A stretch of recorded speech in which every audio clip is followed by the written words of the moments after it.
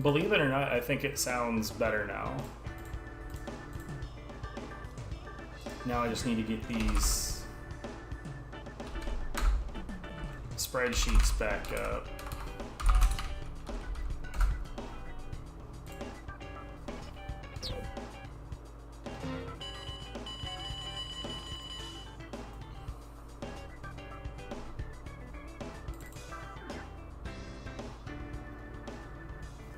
Oh, right, I also need to... Of course the volume mixer popped up on the wrong side. Alright, I should be able to see chat now.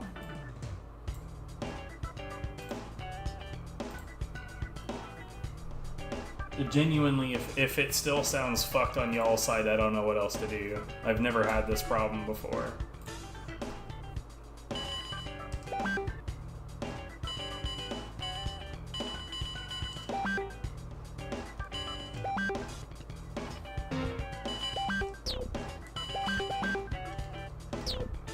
Okay.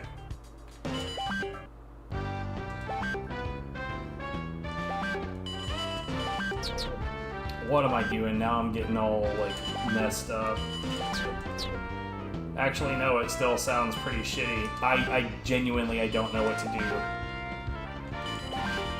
do. Why would the PlayStation 2 be doing this?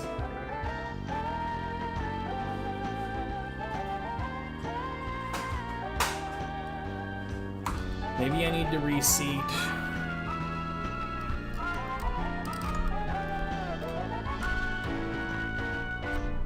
No, that probably had fuck all to do with it.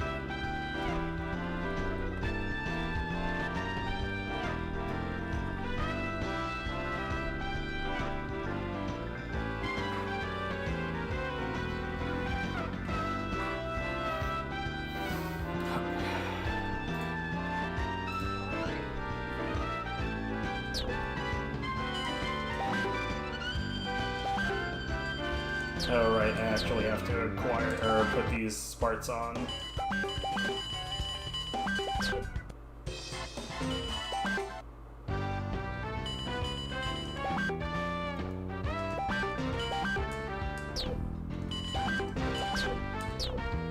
You know, I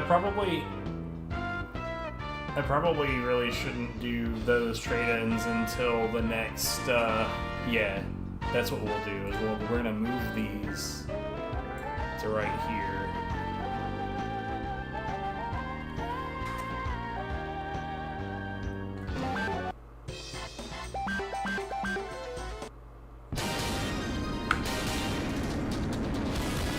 Yeah, I don't know why it's doing this. It sounds so fucking terrible.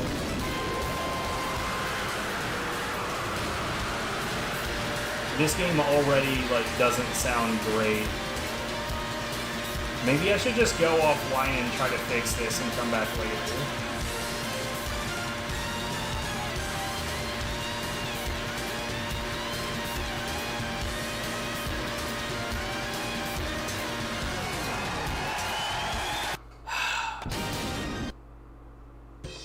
So that's unfucking... That's, like, intolerable. It cannot be listened to.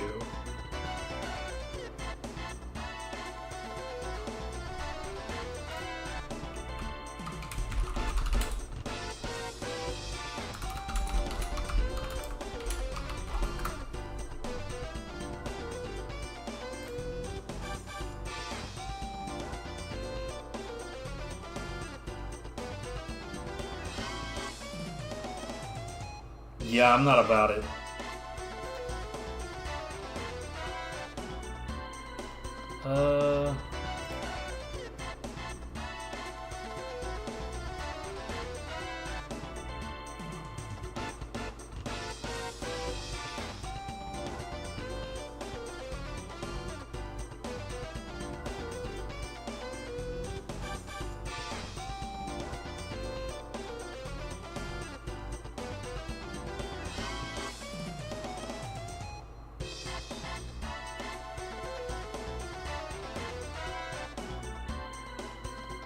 I wonder. let me switch over to my SCART cables. We'll see if that behaves. In the meantime, I guess stare at nothing, because a whole lot of nothing is going to be on the screen. This is so fucking great. I love technical issues, don't you?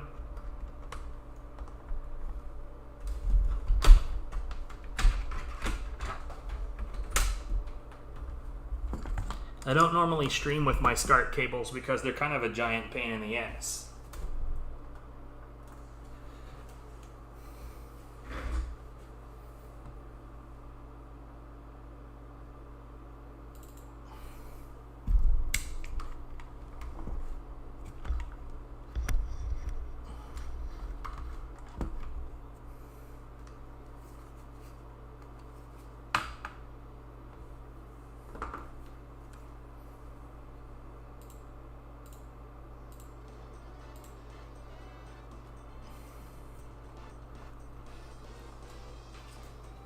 So this is on SCART. Yeah, now it like actually sounds proper. What the hell happened? I might need to replace these SCART cables, or the component cables. That makes me really upset. I actually might have another pair. Well, pair is probably not the right word, but whatever. I'm just hoping to God that this doesn't, like, constantly dip out. Okay, so...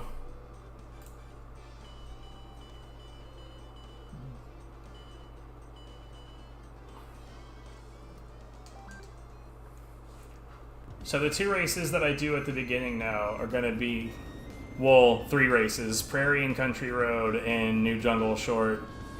I'm so distracted now, though, that I did not do any of the things that I'm supposed to do for the timing method. So, stats real quick, so I can actually put this in.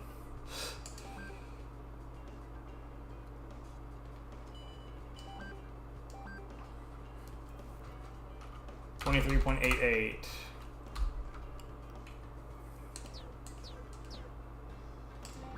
This is a bad demonstration of how any of this is done. Mossy, what in the hell is that? That's not aligned even slightly. Notice how the audio isn't good, but sounds infinitely better.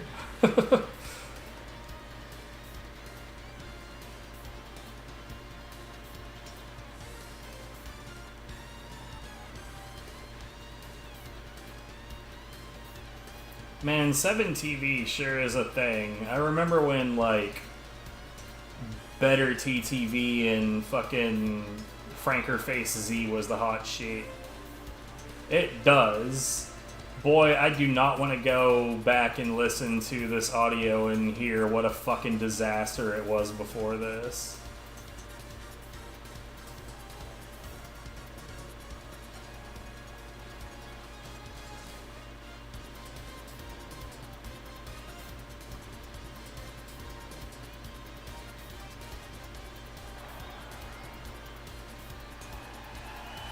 .5862.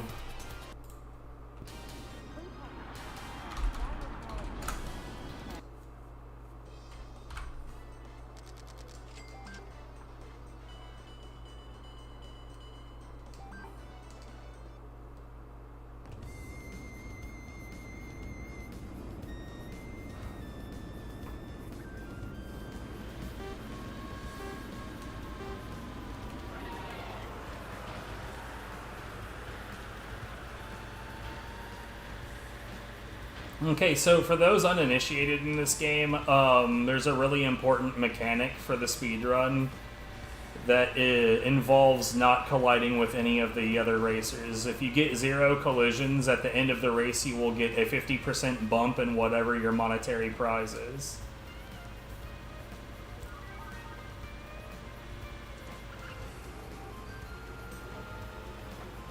Oh no, I bumped. Shit.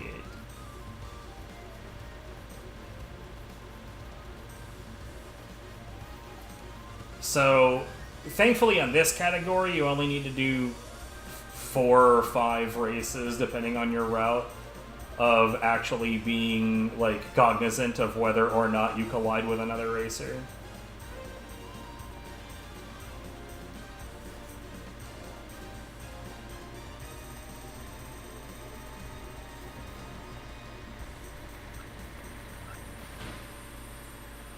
Did he really? Wow. Okay, hold on. Retire.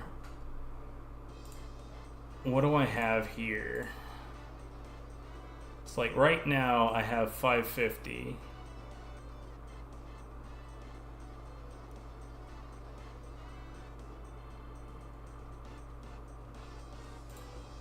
I gotta move stuff around so that this makes sense. I know I've got 1300.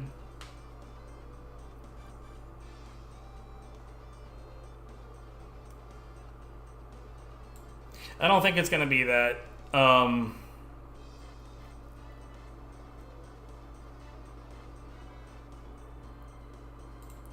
But like I said, this route is still a little bit experimental.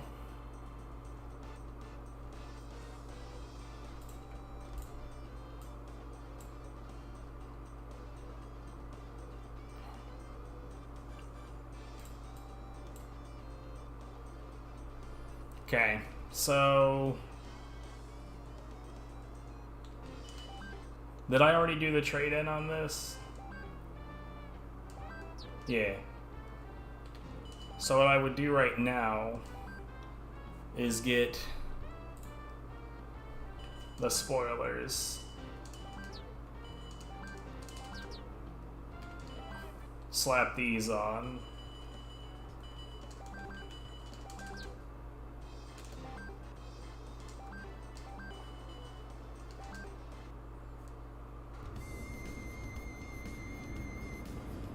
This means I'm going to have to put off the 400 millihertz. Or megahertz. Millihertz? What the fuck even is that? I don't know how to talk, guys. Like, I'm so thrown off by how jacked up the tech issue was earlier.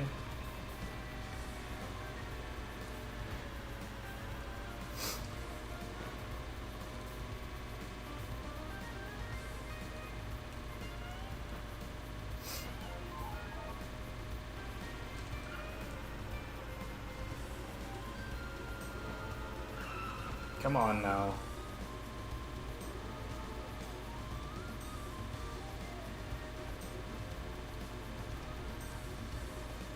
Well, that 15 kilometers per hour really makes a difference. Look at the spread between me and the other racers now.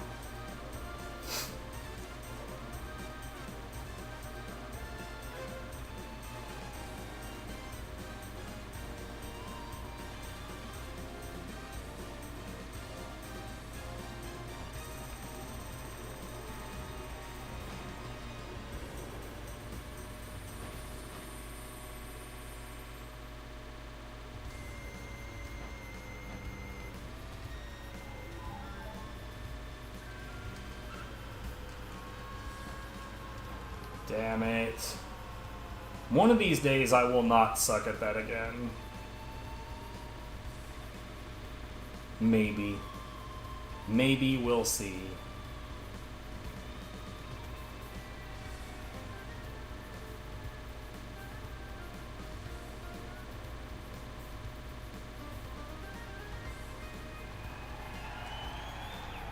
$146.03.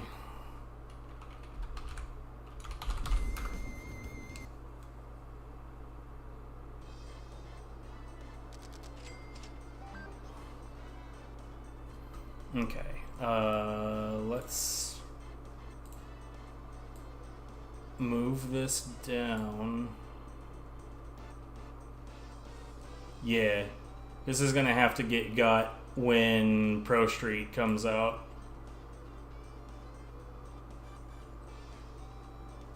That's fine. That's actually not that big of a deal. So now I should have 900. What do I have 1300?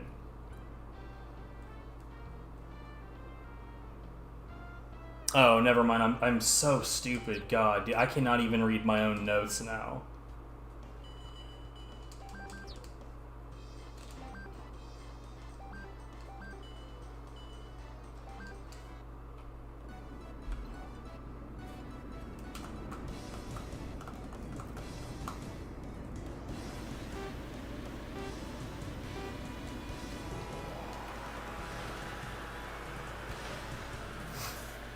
But yeah, I've decided to start trying on the propeller, and particularly for Seaside Long, it makes a much bigger difference than I used to think it did.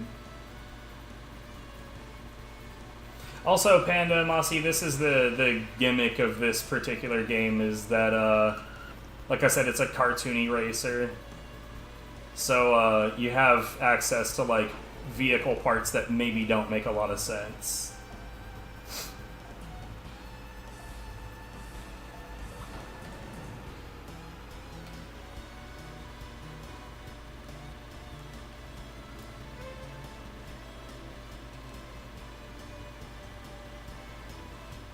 You know, treating your vehicle like a submersible in general maybe doesn't make a whole lot of sense.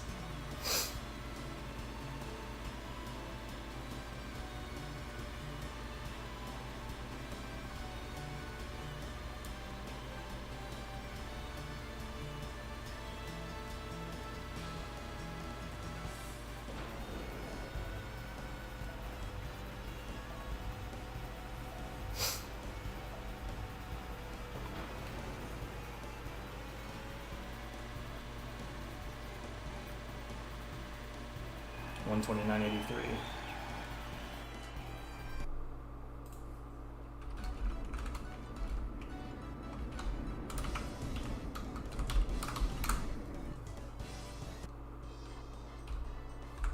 You know what? I really need to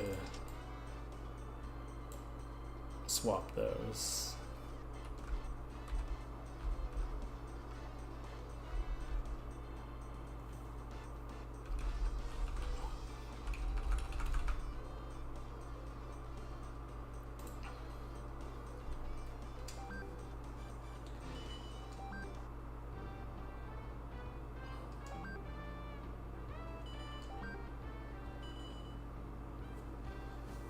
Wait, 1700. So actually, okay. We could get that now and put this down here. Put that, no, we actually genuinely need that.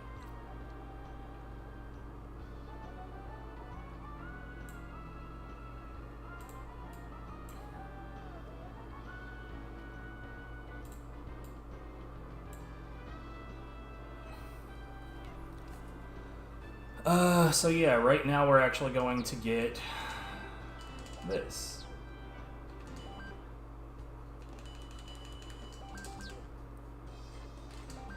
I hate how, like, unprepared all of this feels right now.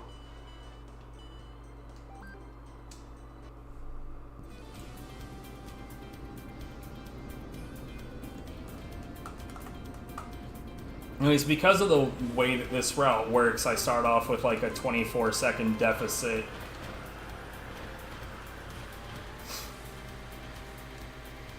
But almost all of that should be regained in the first race of the GP.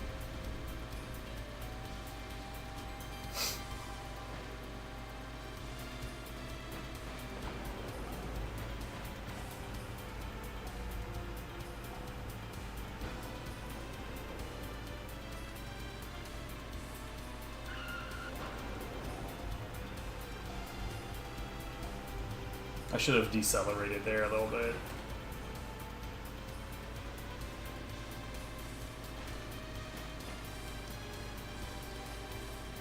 Well, my driving is bad.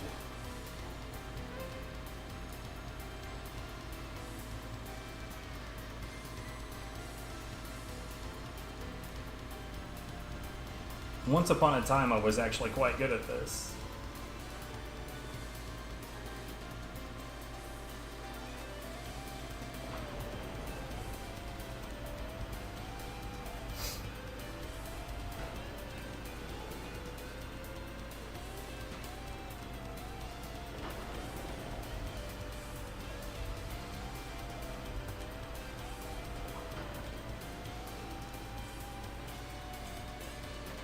Oh my goodness.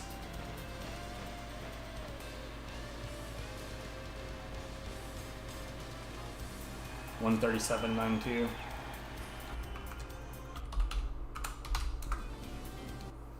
That's like, despite the fact that that driving was wretched, it still saved like 3 seconds over his time. But I'm still at this point a little under 16 seconds behind. So this would be the point at which Pro Street opens. We need that. We go put that on.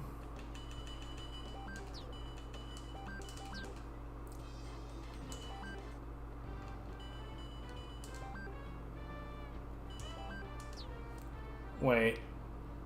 Oh my god, dude. I'm so bad.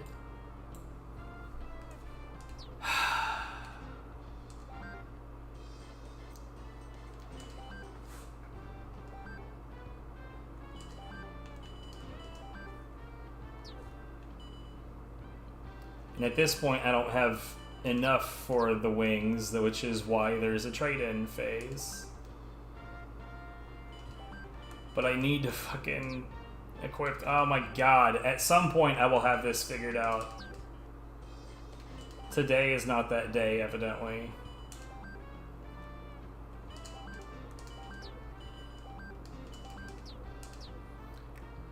Anyways. Now we get the wings.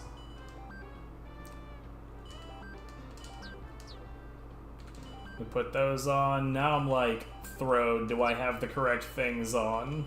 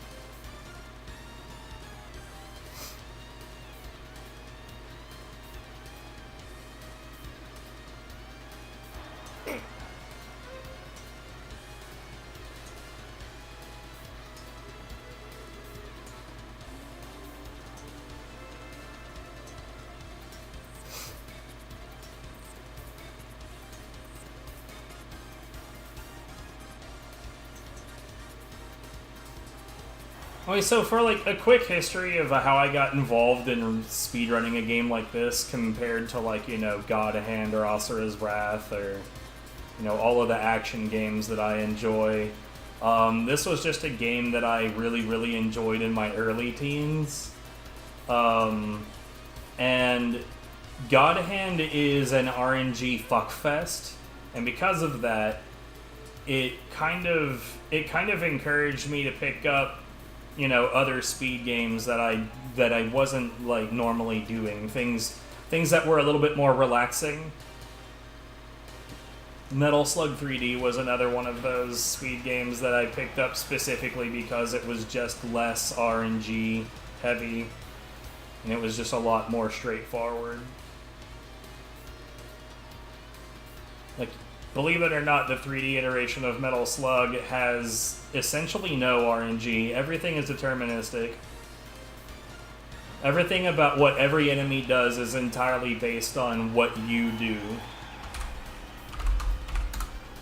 Anyway, so yeah, that saved all of the remaining time. So now I'm on par.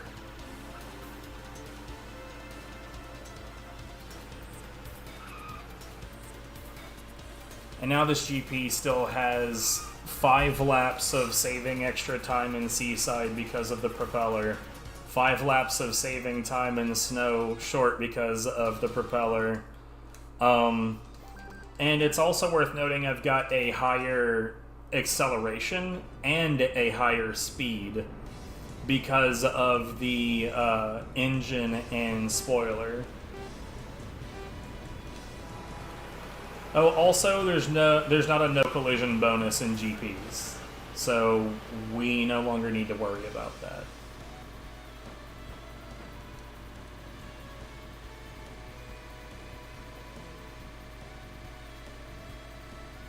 Whoops.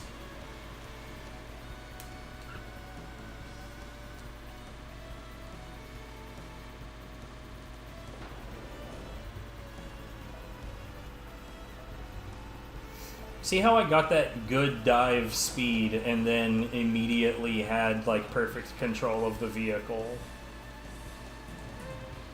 along with more speed in general after the fact. I don't know why I like look, in reality, if you hit that dive perfectly, then you will actually go through the water faster without the propeller because the physics of it is just different. The thing is, though, is that hitting that dive perfectly is not something that you should try to count on. It's just not consistent enough, no matter how good you might become.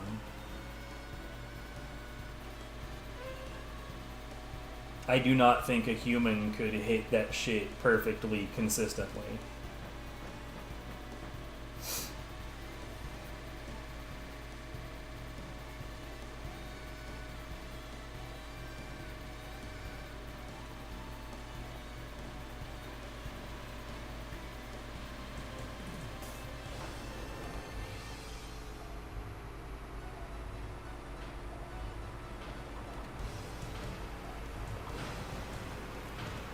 I accidentally stayed in gear 4. I should have gone down to gear 3.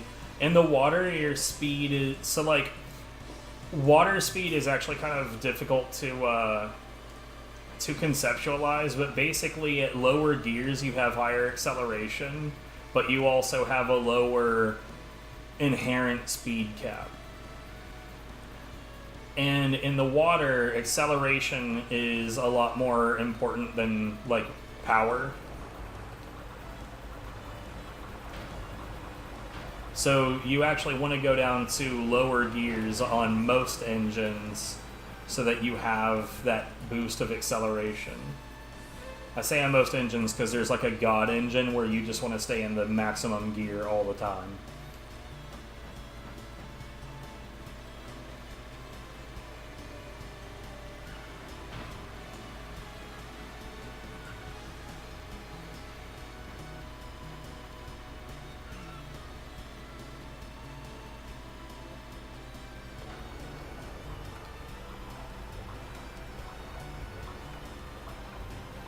Also, for some reason, like you see in the top right, there's an endurance. Tires being red like that makes it more difficult for you to control the vehicle. That saved another 7.6 seconds. And when the center square, the chassis gets beat up, your max speed and your acceleration go down. But in water, for whatever reason, your tires getting screwed up lowers your speed as well. However, that didn't seem to be as apparent with the propeller on. The worst part about the speed run for this game is this. I genuinely cannot proceed until 6th place crosses the finish line. That's going to be a hell of a lot more obvious in a couple of races.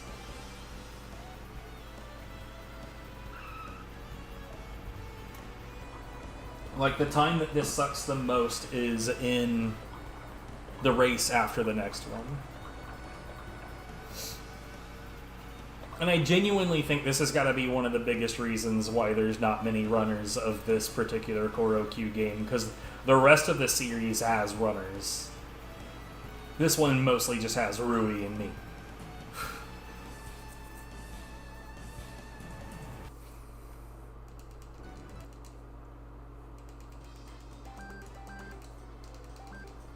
And I only routed this because the run that was out there at the time looked like hot garbage. Spoiler, it was.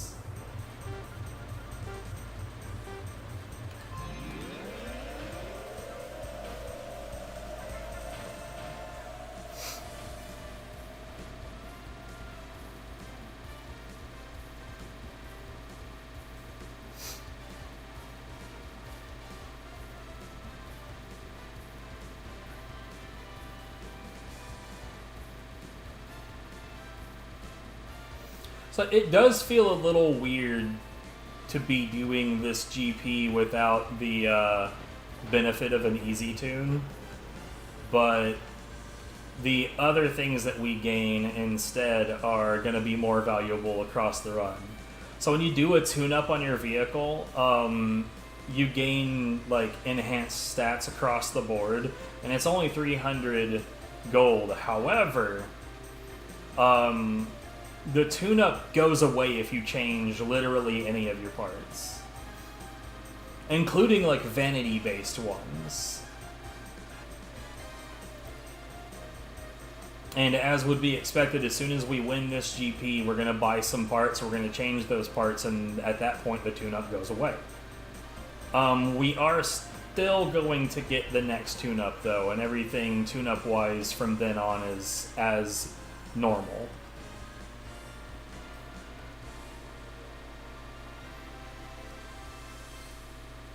Anyways, on this particular race, we're going to have 5 laps of the benefit of a more powerful spoiler and a more powerful engine.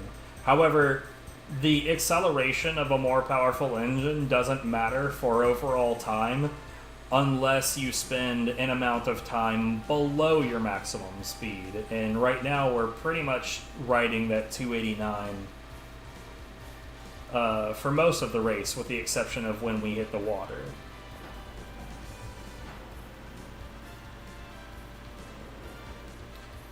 So the only real benefit I'm seeing from the engine is when I get out of the water, how fast do I get back to 289? And Rui, if you're still around, with the previous route in the Easy Tune, it'd be really nice if you could tell me what the maximum speed is on this race under normal circumstances.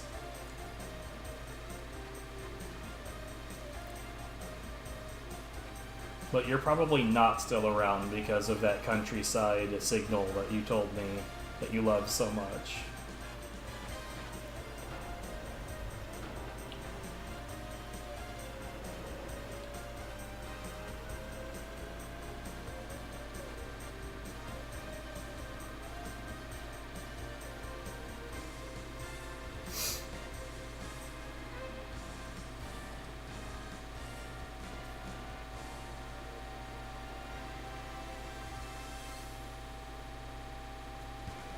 But that doesn't prevent anybody else from looking at the run on the leaderboard that is at the top and telling me in the first GP what max speeds he's popping off with.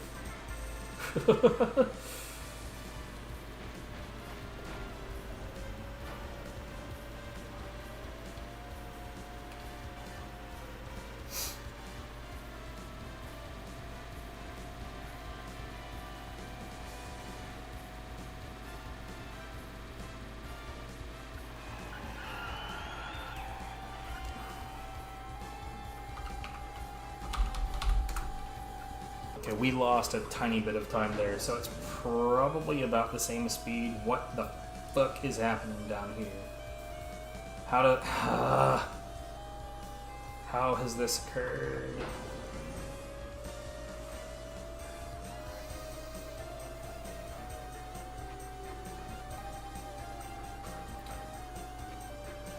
By the way, we're doing this test run under the assumption that all of my license tracks were the exact same time as his. So we're starting off the Prairie and Country Road at a straight 0 across the board. And it's possible we could be, you know, slightly ahead or slightly behind at that point.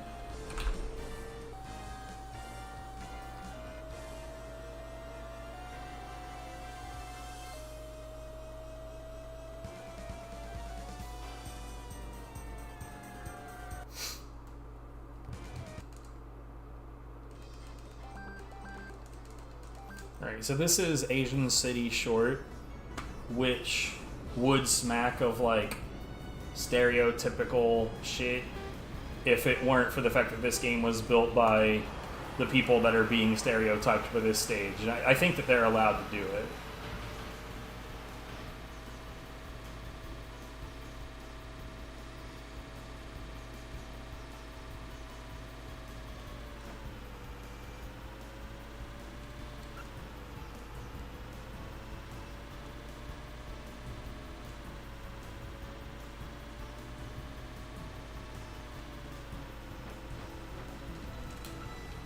Ooh, spicy.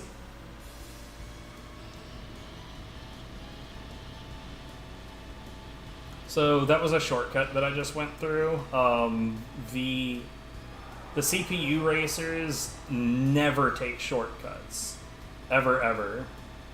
If it's not like an actual part of the map that you see on the left there, then they will not take it. And sometimes even then.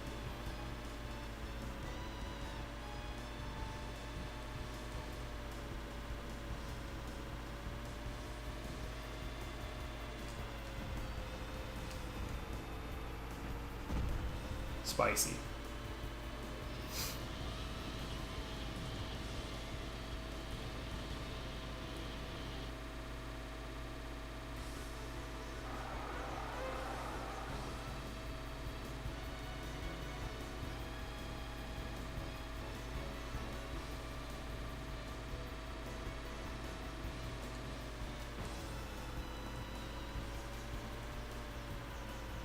Alright, so the trash truck is a running gag in the Choro Q series. It's just like the one CPU racer that has no upgrades of any kind and is just always in last place. That was a really, really, really bad shortcut.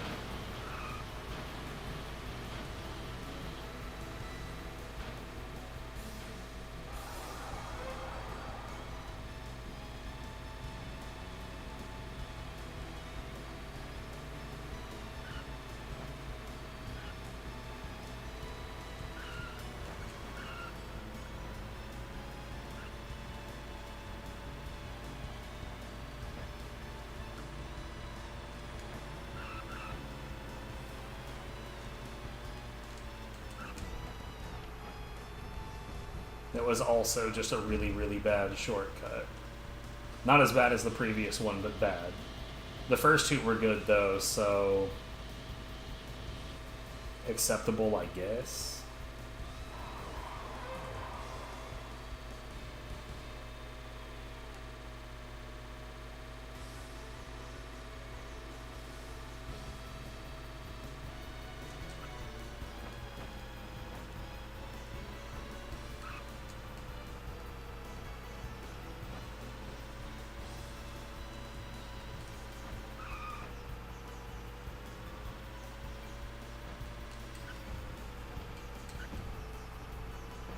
That was pretty good for solid red tires.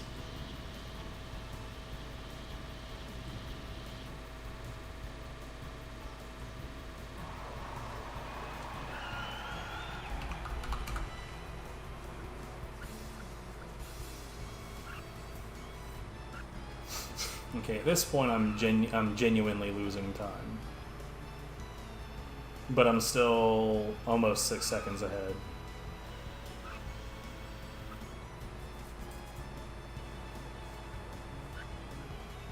Theoretically, on Snow Short, I should be saving time.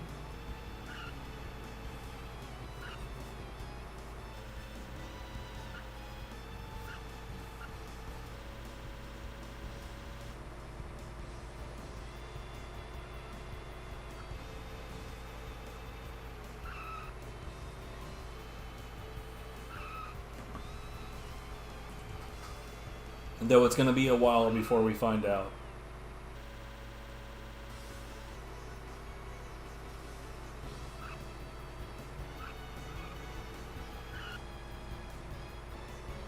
So this right here is the exact reason why we don't do, like, RTA for this game. Because, truth of the matter is that kind of RNG how long it takes the 6th place finish to show up.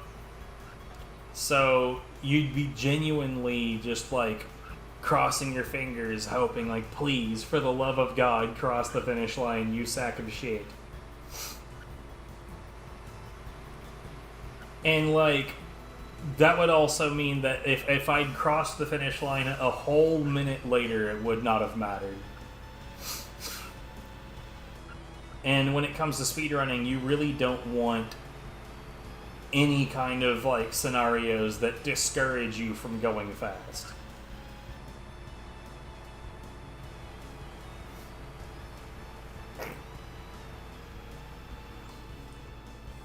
A full 2 minutes later.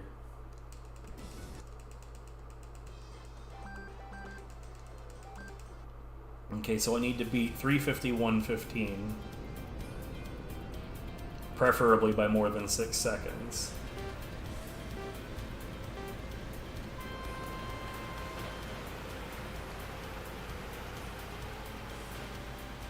Which is not his finish time on this race, that's just the combination of his finish time and how much time I am ahead right now. Oh my god. So about being ahead...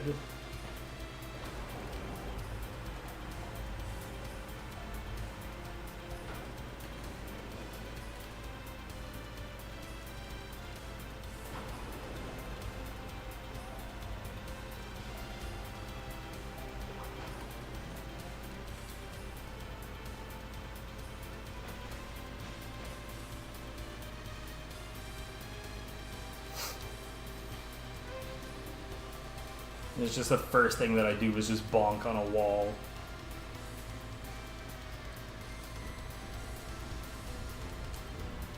What did I say about being bad at driving now?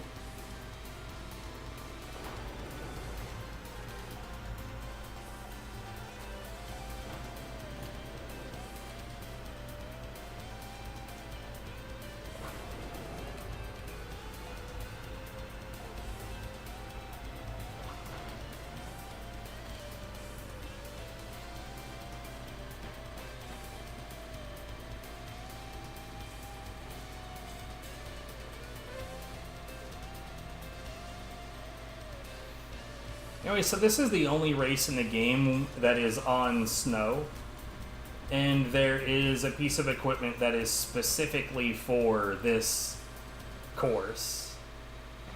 Now granted, there is a long version of this course, but no other course has any kind of like winter conditions.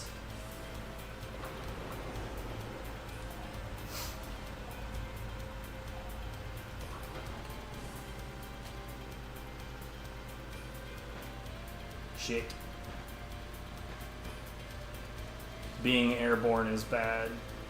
Don't do it.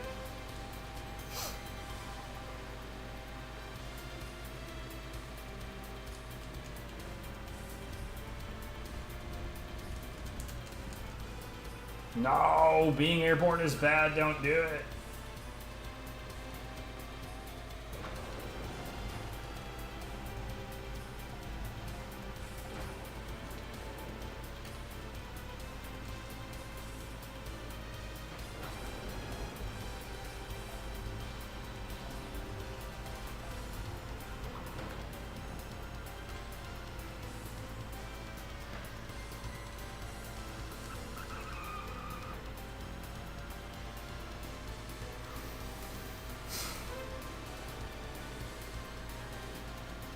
I think I'm going to be losing a bit of time if I were going to guess.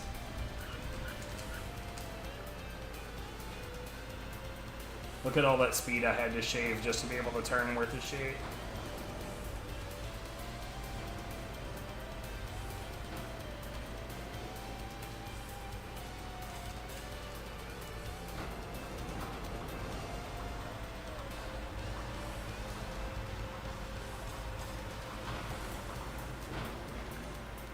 Oh, come on, dude. What is all of this?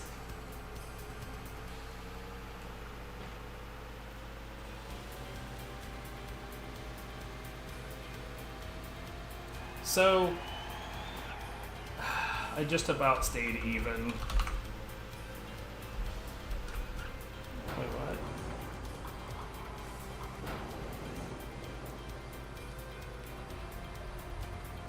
That's terrible. That was just me being an awful driver.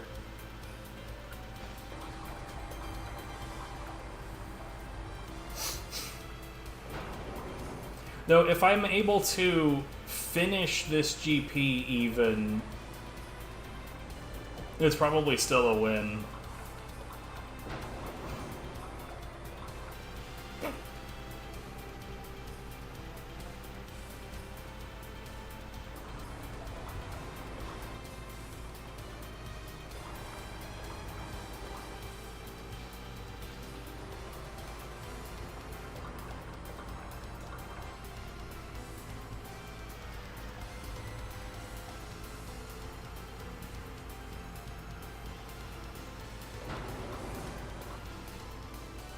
Hooray, we get to move on to the final race of the GP.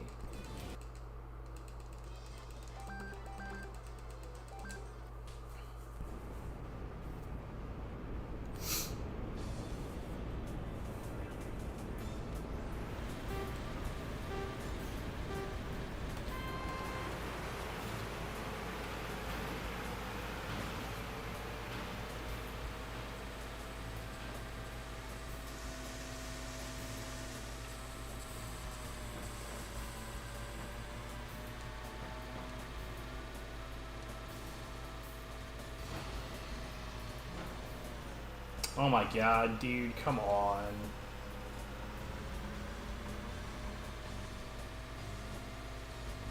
That dip down was not something that I actually have any control over, and it robbed me of so much speed. What the fuck? I wasn't in control really of that either. It just hit the lip of that and robbed me of all my speed.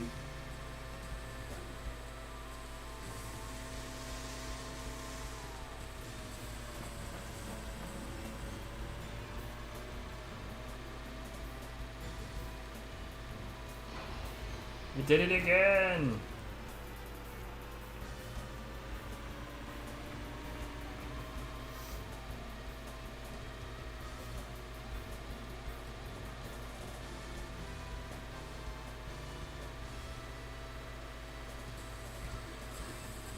See, that's what we want. Is it to treat it like just a lip rather than like a small wall, even though it is very literally a small wall.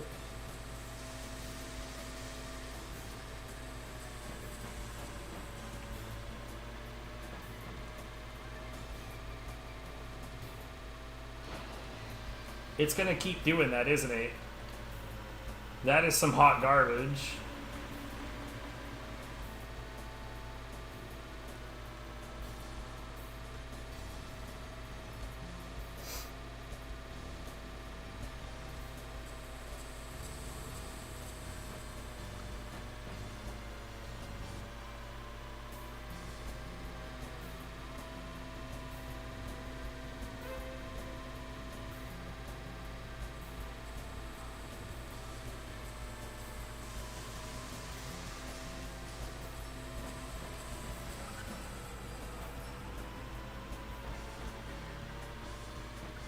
No, dude. Why? And I keep losing all of my speed here, dude. This is so cursed.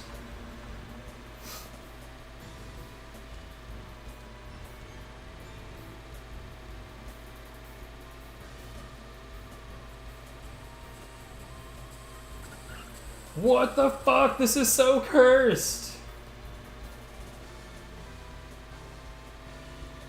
What is this Steamway, bro? I'll just casually lose 4 seconds to an edge clip.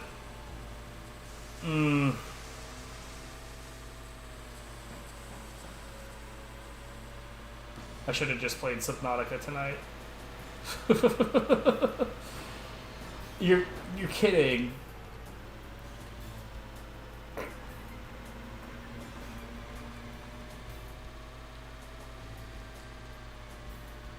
Okay, so we should be crossing the finish line, you know, now. But since, like, every fucking opportunity this game had to rob me of speed, it just did that shit. So now we're like 10 seconds behind.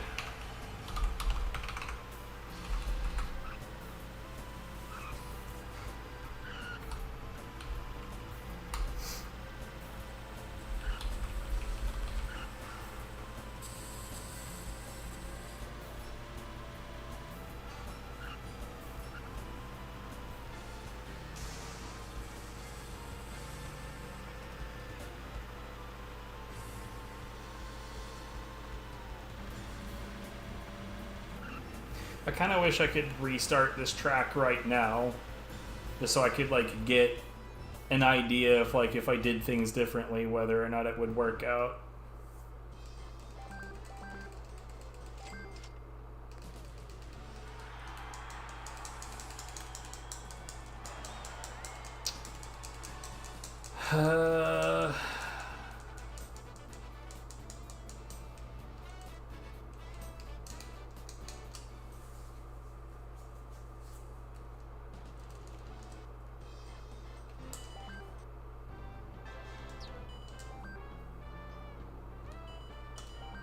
What the... Okay, so... Bro...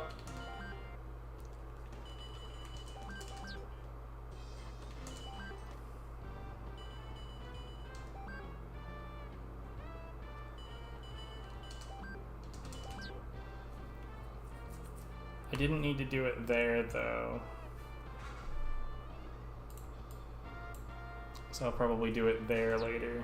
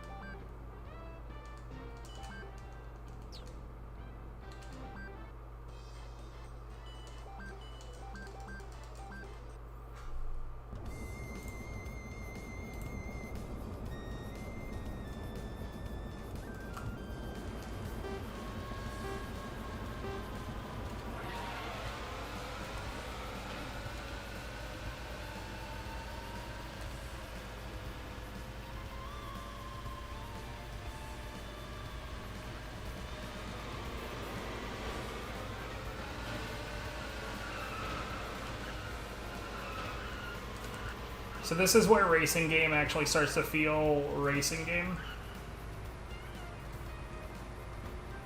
I hate that room so fucking much, dude.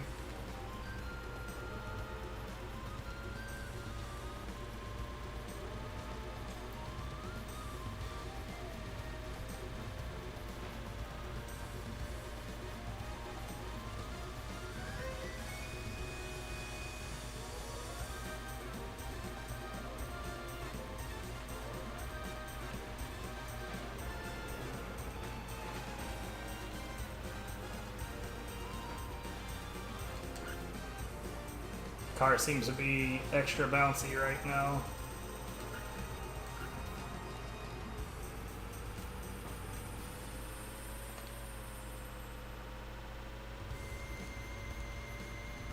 Keep on thinking like I might genuinely do better going through that weird room if I just drop my speed by... Like if I drop from the 6th gear to the 5th and just go through that room at that speed.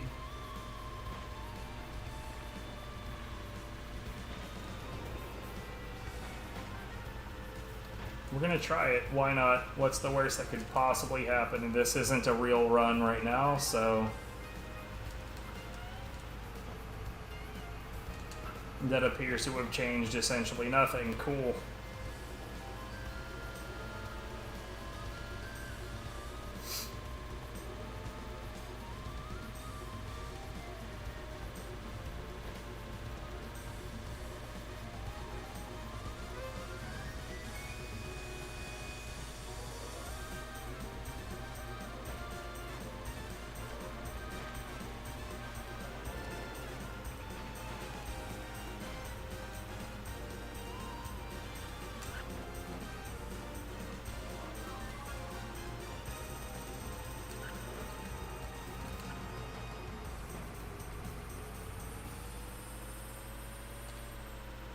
Yeah, we're gonna start using that wall again, I think.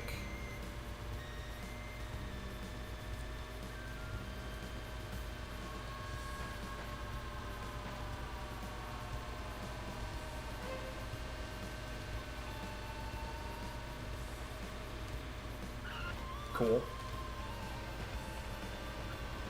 I have like no fucking control over my vehicle right now. This sucks.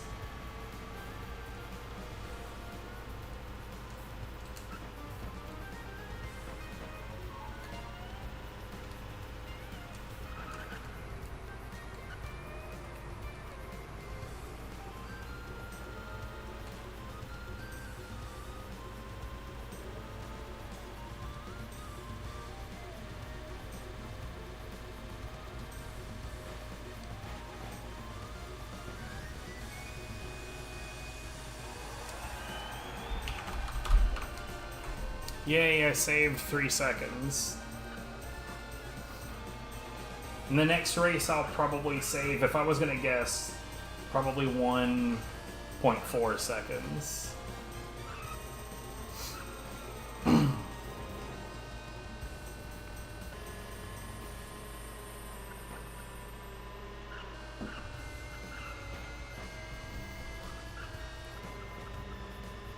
You know what the worst part about this whole like spreadsheet-based in-game timer thing is that, like, under normal speedrunning circumstances, like live split would be on the layout and you would see what I was plus or minus. Not the case here.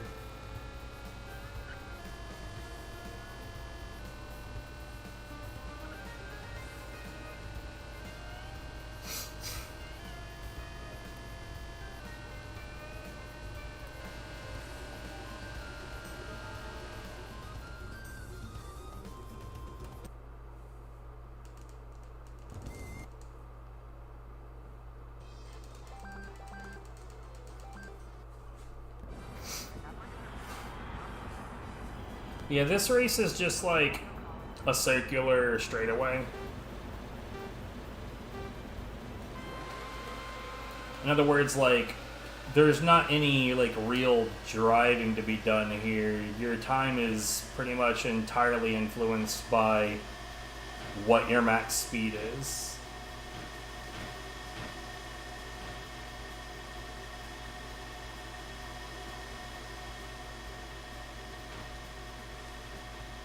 I mean, you could make those turns a little bit more smoothly, sure, but everything else is just what is your max speed.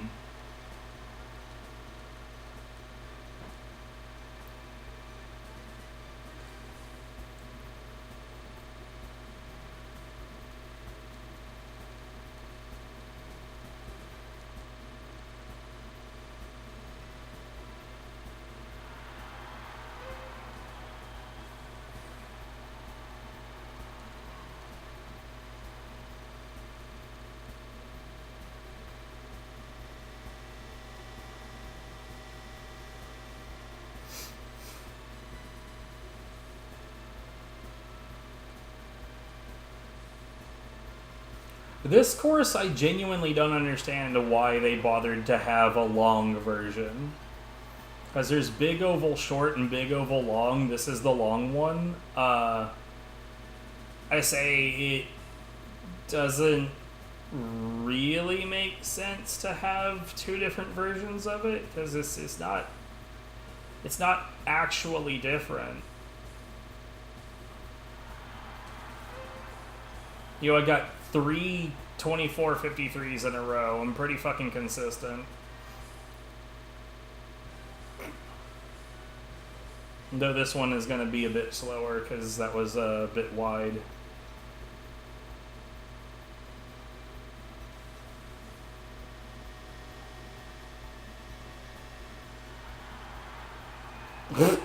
Okay.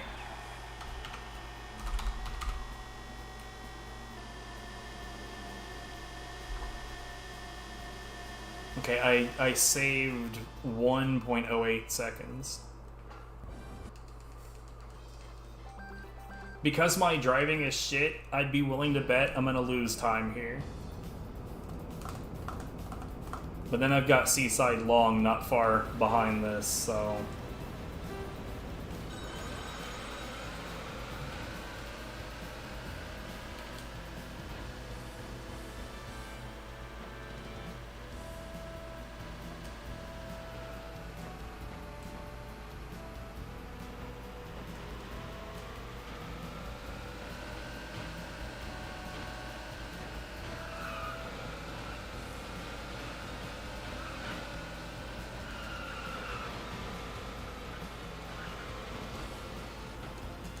Why do I keep losing so much height, dude?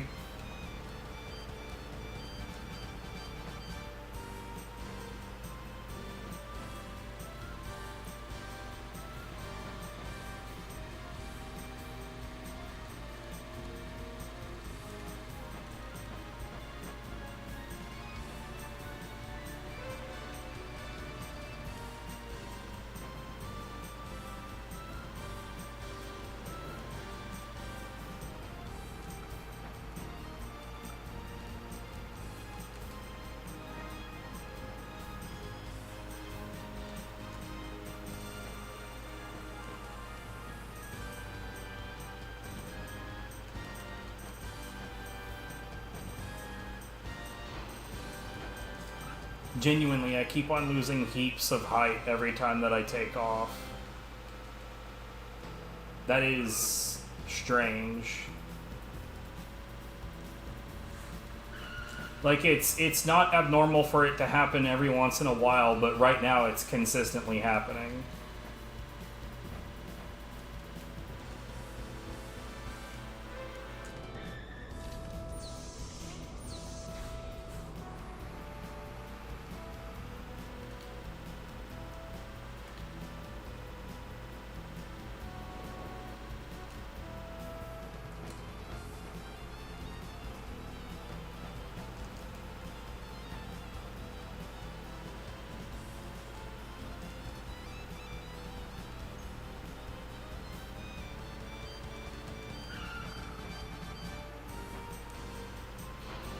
What the fuck?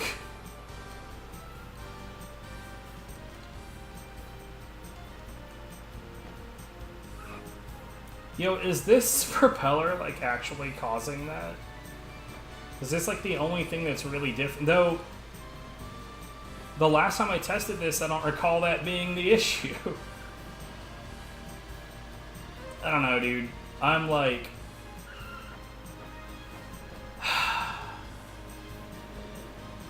I'm so, like, mentally bamboozled by the tech issues earlier, and it probably is just these component cables being super old.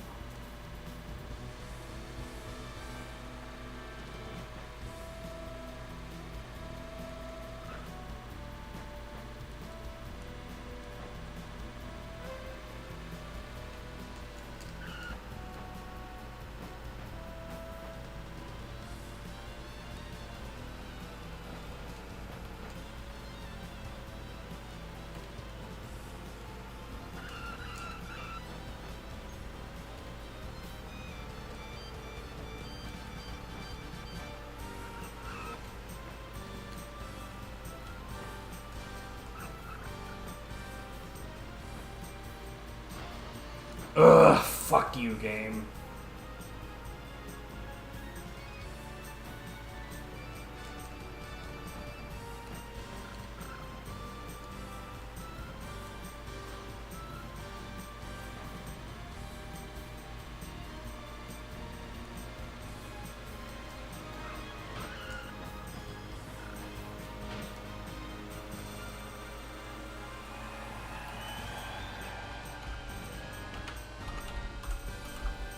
I genuinely don't know how Rui does so well on that track, but then again, I got robbed of height and therefore speed 4 out of my 5 laps.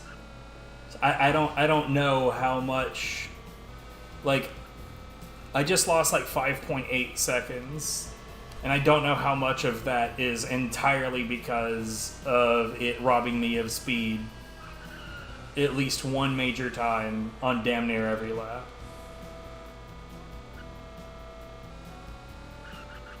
I swear, if that ends up being an issue on the final race on Western Long, with the parts that I'm going to have at that point, I wouldn't even know what the hell to say about that.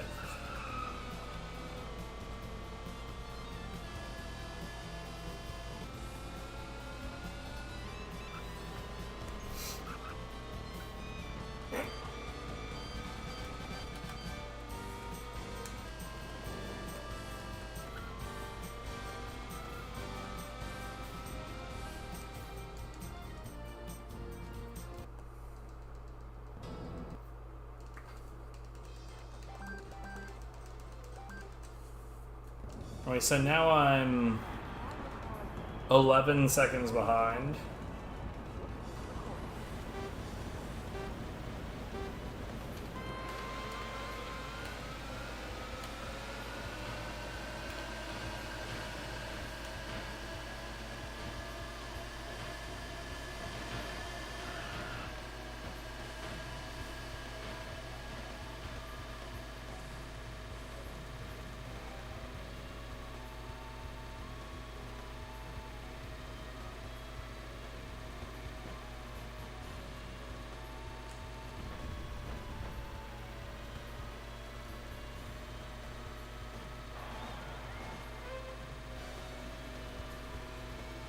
Genuinely, if this propeller is making me lose height on takeoffs, that's... I don't even know how to conceive of that. That would genuinely mean not having the propeller, but it would put the drag muffler into play, which is just more top speed. Not a lot of top speed, but more top speed.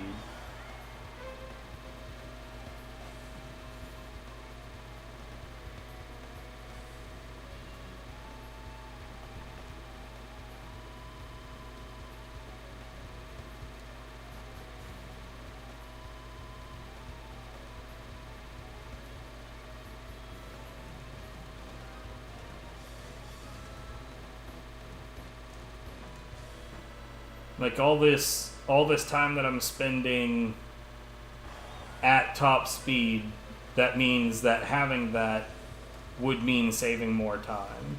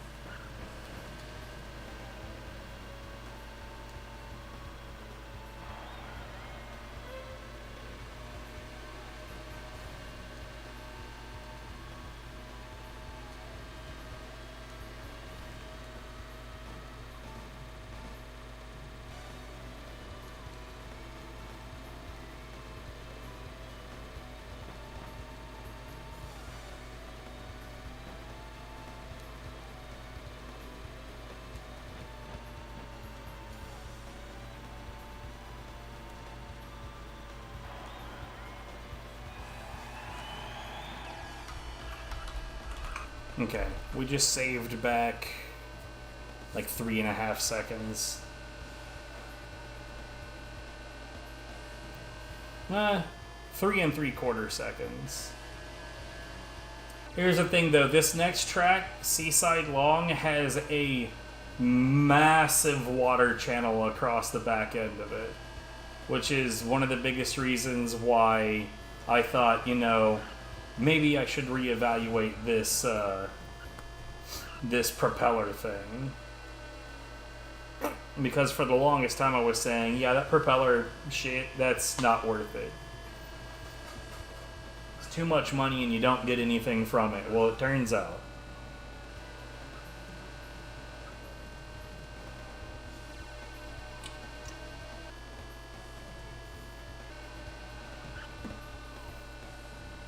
It's one tone because they're maintaining a very specific speed.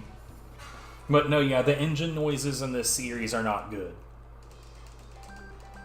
I love this game, but I will be the first one to tell you. The engines sound bad. Like, the hero engine sounds really, really good, but then the best engine in the game sounds like a mini vacuum cleaner, and I hate it.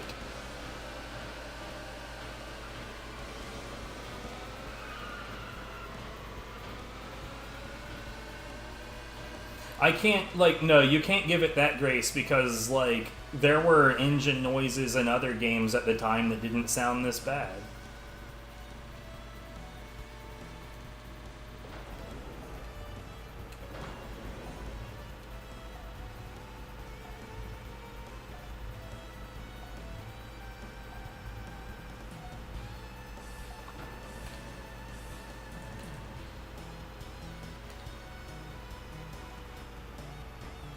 Like, I tend not to ever give a game the grace of, well, it is old, unless, like, what we're dealing with is a limitation of technology at the time. And engine noises are simply, like, recordings that are modulated. And to that end, okay, if I'm being totally fair, I have heard better engine noises on the Super Nintendo, okay? Like, I love this game, but the engine noises are bad. They're bad. And it's even worse on Seek and Destroy. I don't even remember what that one's Japanese name is, but basically there's a tanks version of this where it's got, like, little chibi tanks where you collect parts to make the tank stronger. And it's a fun game. It's really, really fun. Trouble is that the engine noises are at, like, peak severity all the time. Like, the entire fucking game, if you are driving at all, your engine is going at full tilt. And a lot of those sound fucking wretched.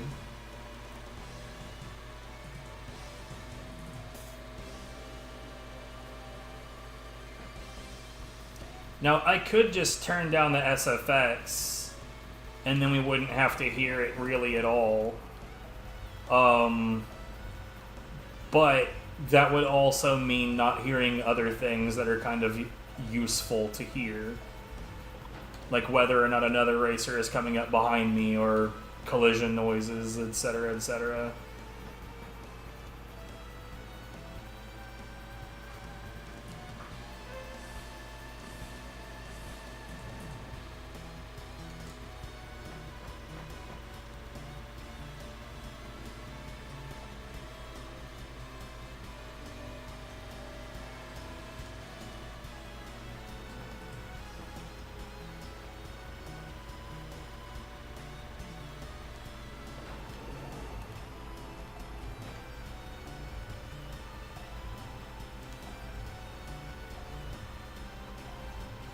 There's also, like, a pretty significant gulf between the way that the Japanese versions of this one performs and how the US version performs. And they're not, like...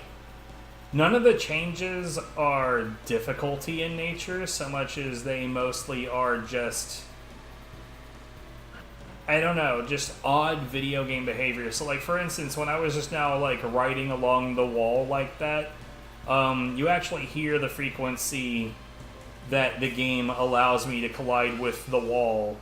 It's like tap, tap, tap. On the Japanese or the US version, you can hit the wall repeatedly much faster, but those individual wall collisions damage you less. Controllability of your vehicle is better in the Japanese version. On some races at the beginning, you'll hear, like, for some reason, like a phone message that's like, if you'd like to try your call again, blah, blah, blah, blah, blah.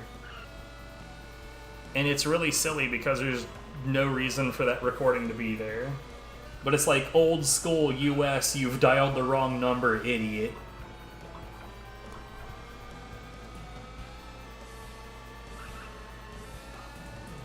And there's also a few more instances, like, It's weird. There's certain things in the US version that make it lag and certain things in the Japanese version that make it lag, but, like, they're not the same things.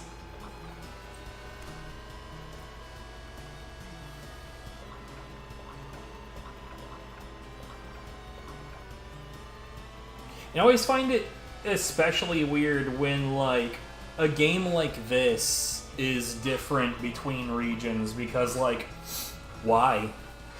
Like, the Choro Q series is relatively popular, at least in Japan it is. Over here, it's just a game that people play, I guess. Whereas, like, in your part of the world, by the way, this game is called Penny Racers.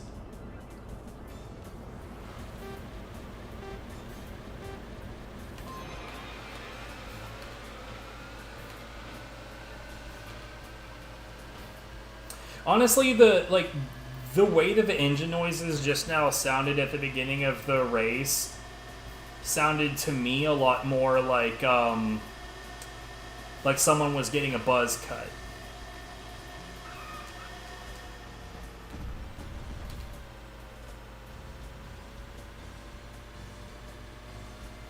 Later, nerds.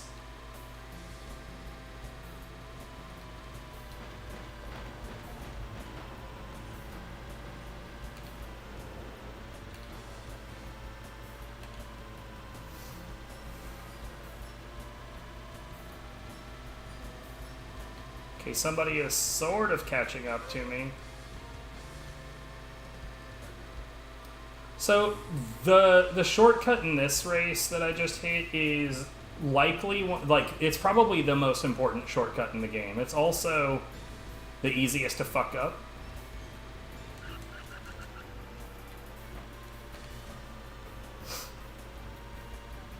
Because we don't actually have off-road tires.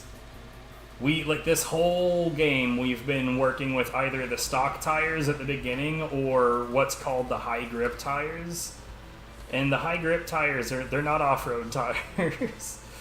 So all of these races that are very clearly off-road, we're just struggling by default. Because it's the only option we've got is to struggle.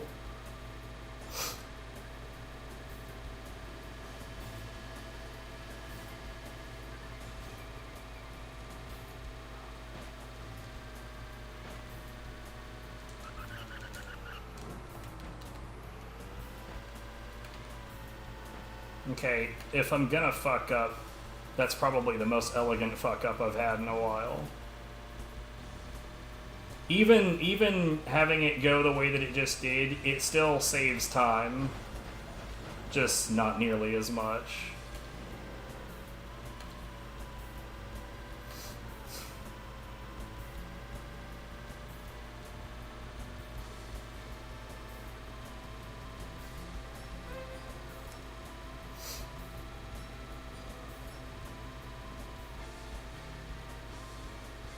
Now our tires are fully red. I think as soon as the red sign becomes visible, we let off the accelerator and then give the brakes a few pumps.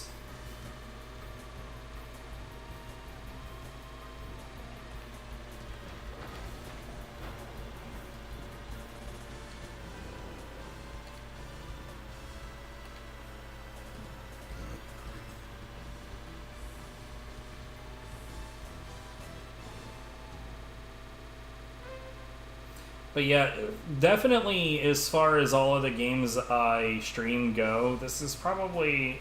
I'd say that this one has the least going on.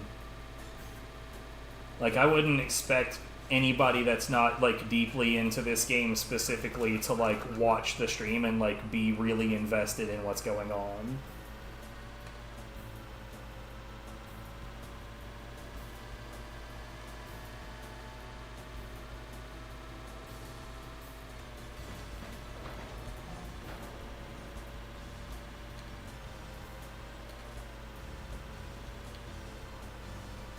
Okay, I just need to be ahead of 409.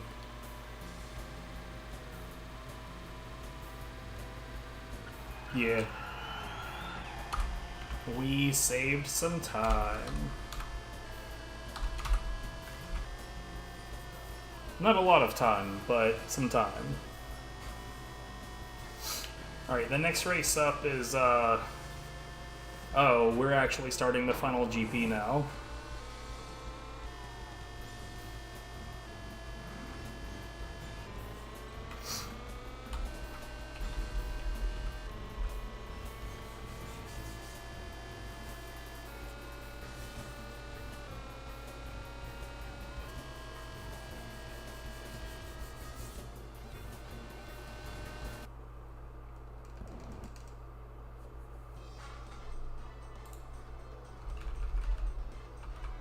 Hold on.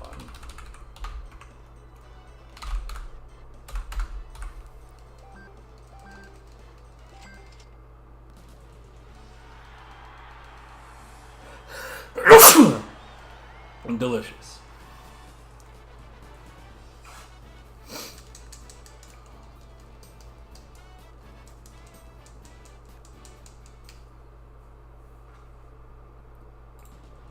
Here, you know what we can do actually is we can get rid of that. Oh, really? Okay, never mind. I'm wrong.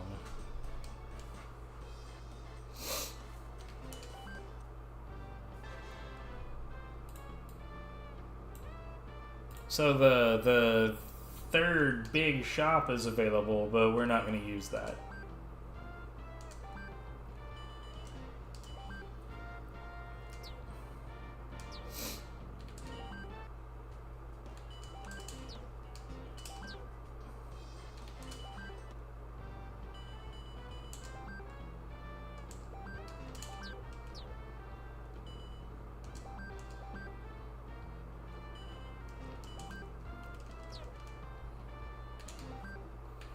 Okay.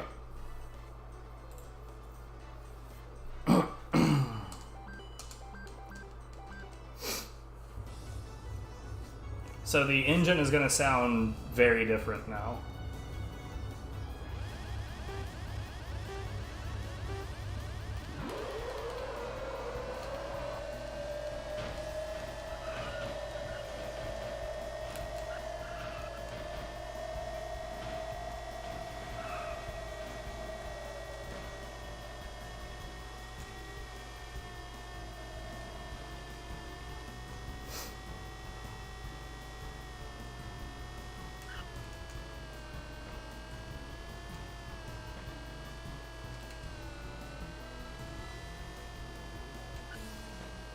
Ooh, that was a sick edge clip.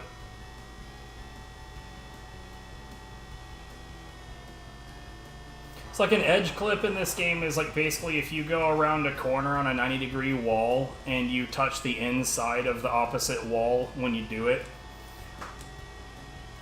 then you will be pulled alongside that wall. It's really weird physics-wise, but in some cases it's actually pretty helpful. It's also just not something that you could ever really do on purpose.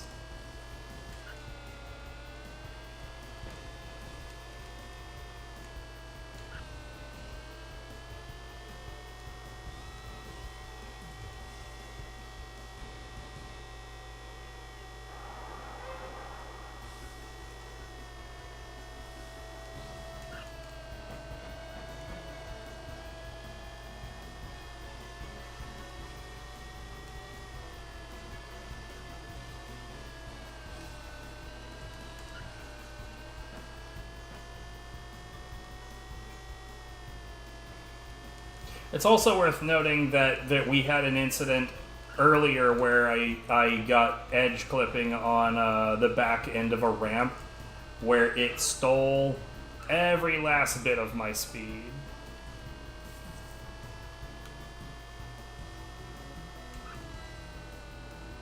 Which was definitely the worst.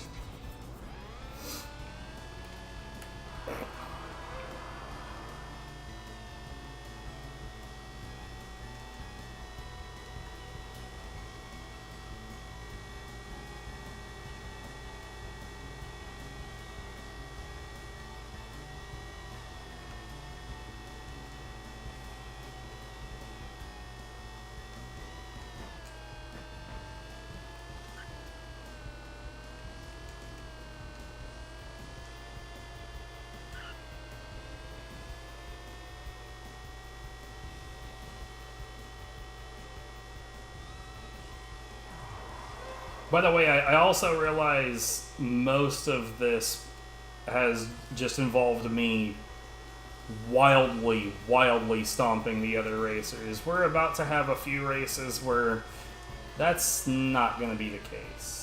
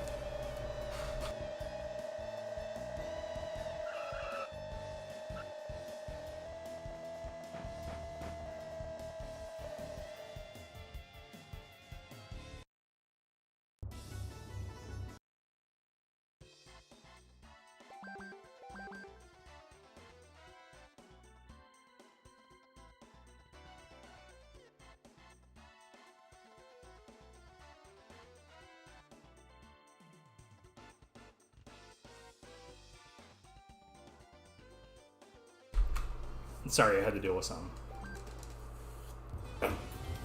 Anyway, so previous route, this race was quite difficult to win, and you were very much more likely to come in dead last. As you can see by the way it started, why that might be the case.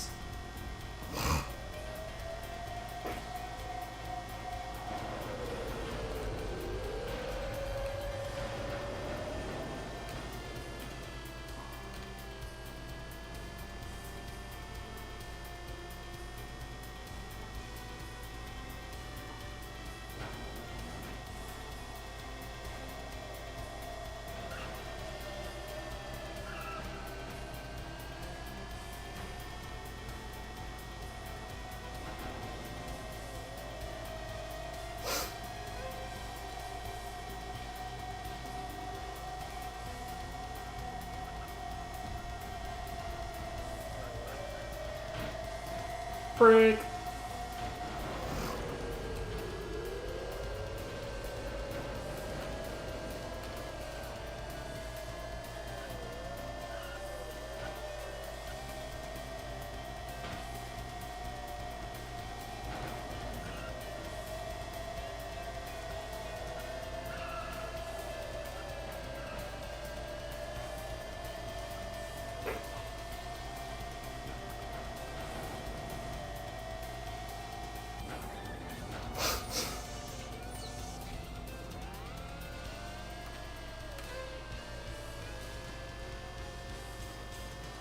It doesn't look like this situation has really improved much.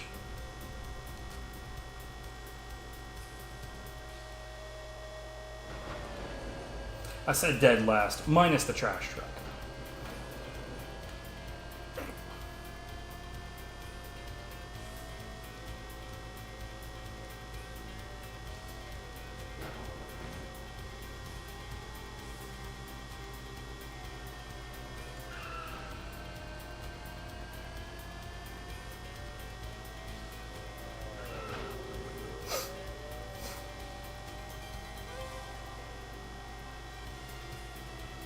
Now I just need to be I am driver good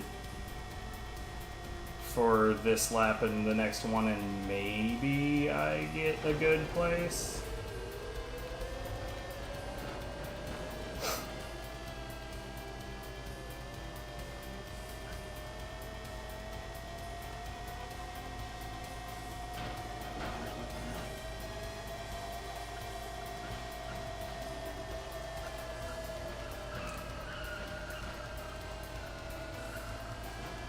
Okay, this sucks. So much for being driver good.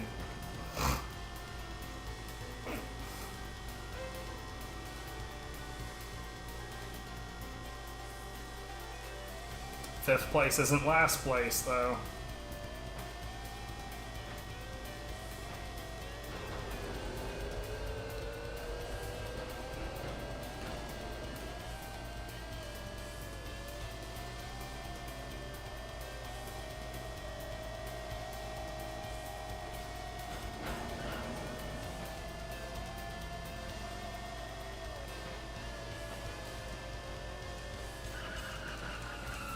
Come on, get off the wall.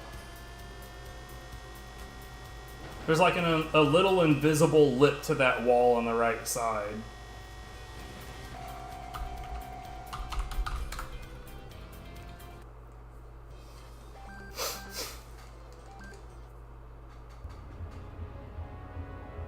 I don't think that I have benefited at all.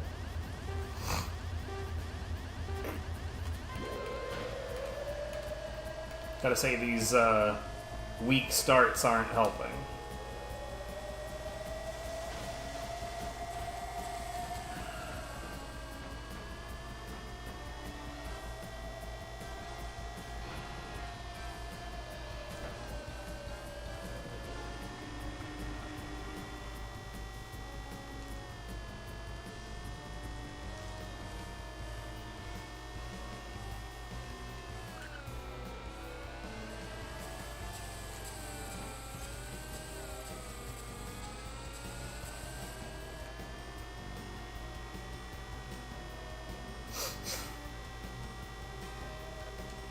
So the area that we just went through is neither on-road nor off-road. It's sort of like, what if your tires sucked at everything?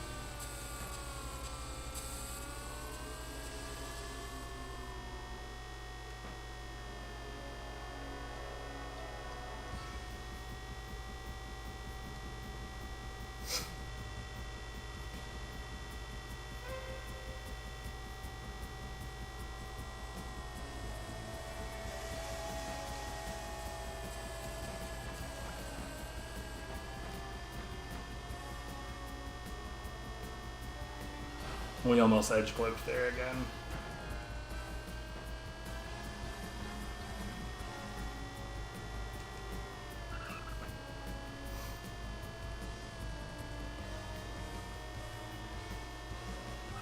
So we actually want to do a pit at this point.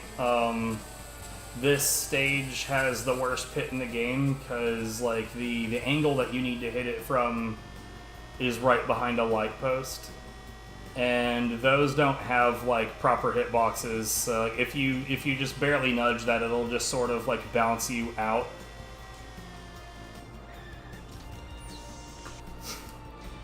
And when I say barely nudge, I mean that like that hitbox genuinely is like wildly improper. It extends out further than you would think.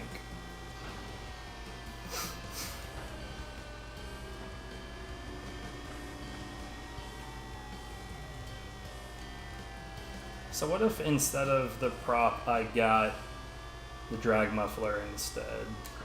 We're gonna do another test run with that.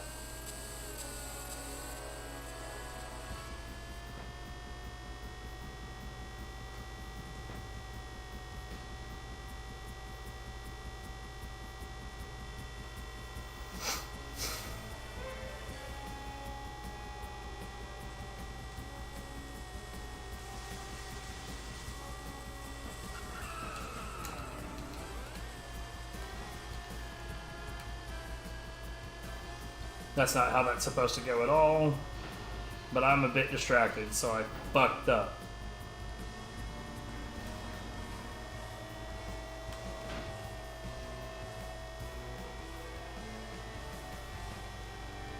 Edge clipped. That wasn't exactly a convenient place for it to happen either.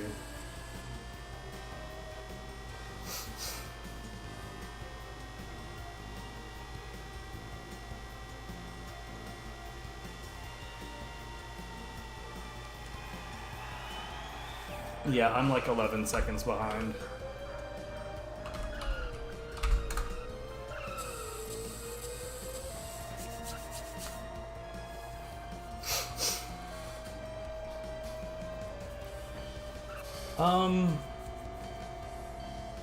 I think at this point this is kind of definitive. This doesn't work.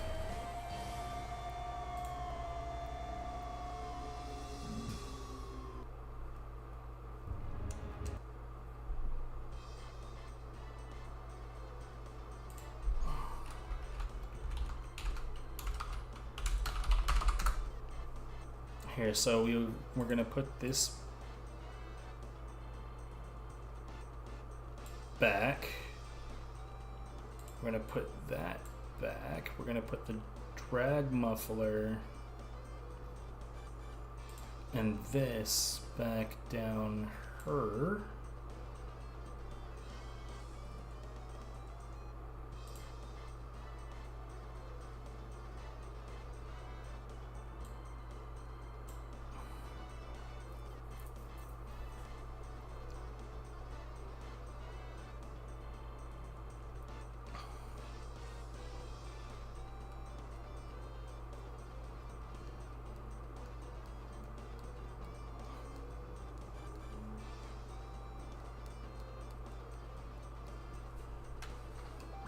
But could it work? Honestly, with the way that this is shaking out, it should not be so bad that there's any chance that it wouldn't. But right now, it's bad enough that there is just no way.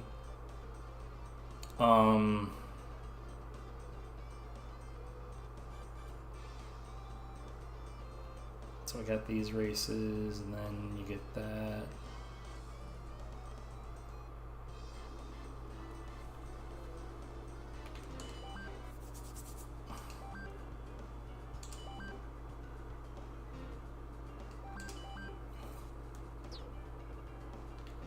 Okay, so we're gonna start this shit over.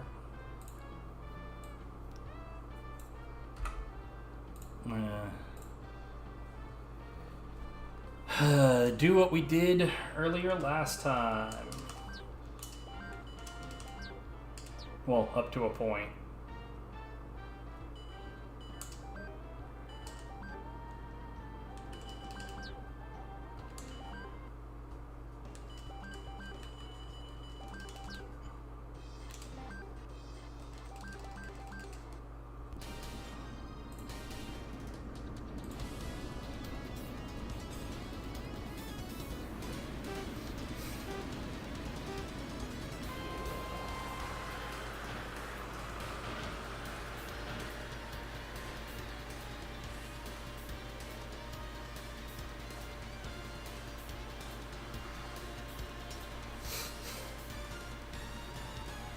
I do like how neither you nor Panda questioned for a moment why a yank like myself is playing game with kilometers. Was that 2382?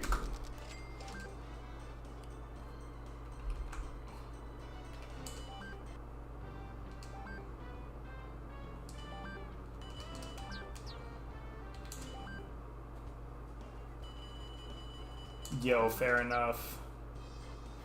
I am not typical when it comes to maths like that. I will always prefer the unit that offers the greatest amount of accuracy. So I prefer the metric system over the imperial system. In most cases, like kilometers makes a lot more sense than miles. But I prefer Fahrenheit over Celsius. And yeah, I don't know. Maths. I love me some maths.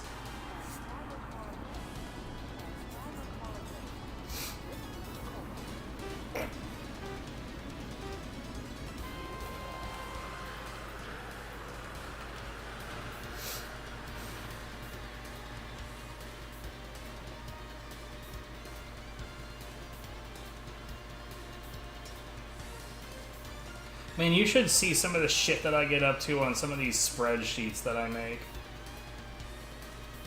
Bro, like, have you ever heard of Salty Bet? Because if you have, it might be worth mentioning I keep genuine scorecards for all of the characters in Salty Bet. So, Salty Bet is a Twitch channel where you make bets on Mugen fights where, like, both characters are controlled by a computer. And, like, the characters all act differently, and it's got, like, some 18,000 fucking characters in it. There's a lot going on with that. What was that, 56.48.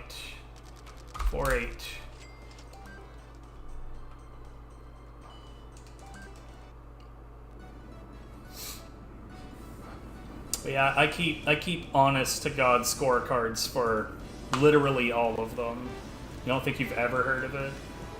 I'm sorry, I just ruined your life.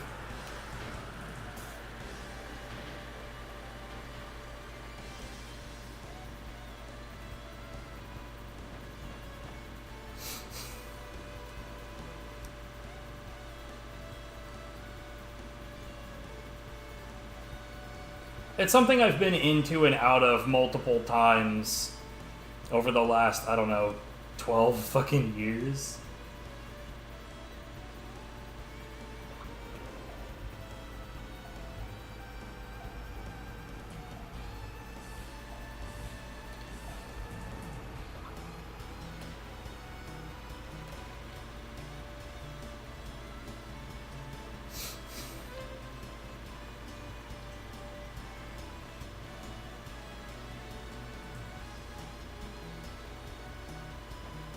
But yeah, introducing people to Salty Bet for the first time genuinely feels like an assault.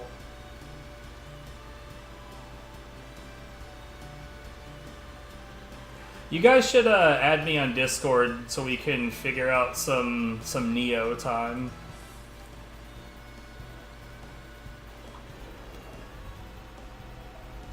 Bruh.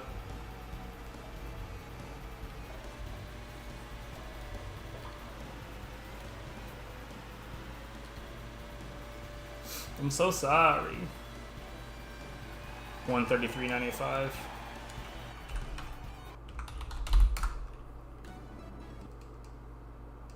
Oh, whoops, goddammit.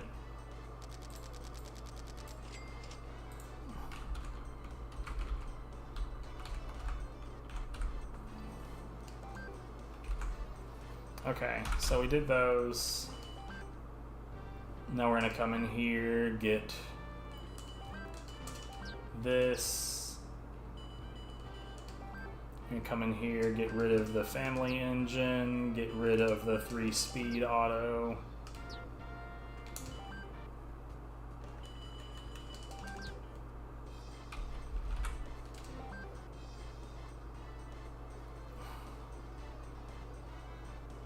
It's the same as Twitch, Zana_G, capital Z, capital G.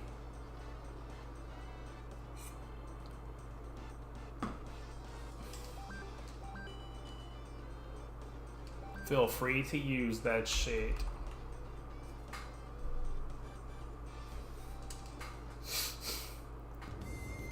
Okay, I need to beat 124.46.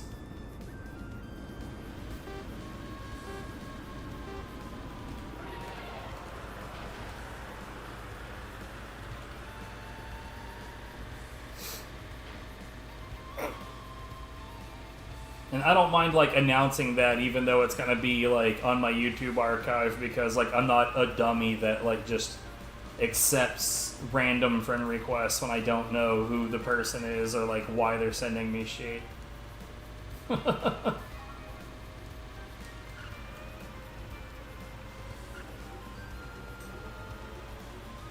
I genuinely don't understand people that, like, accept obviously sus friend requests or click on obviously sus shit.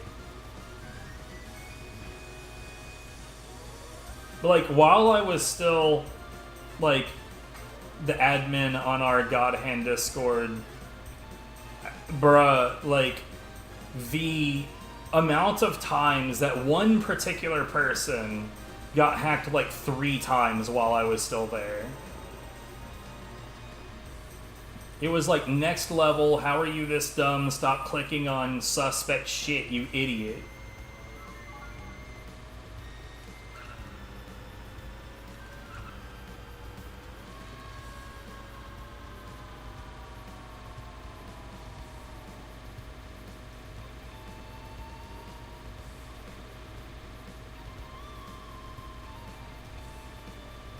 Yeah, I don't get it. Like, bro, for the longest time, like, and I guess this is still a thing now, 14208, but, like, there's, like, these messages will pop up in Discord where it's like, click here for a free $50 Steam gift card, and it's like, I just look at that thing. Who is falling for this shit, dude? Oh, the drag muffler is in Pro Street. Okay, so you can't even get this yet.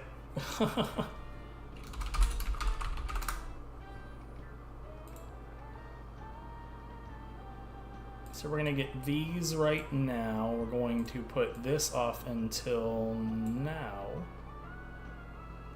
Yeah. This is gonna work out just fine.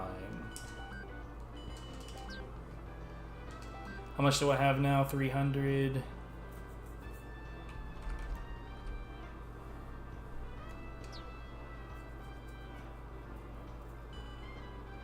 Yeah, that's how that would work out.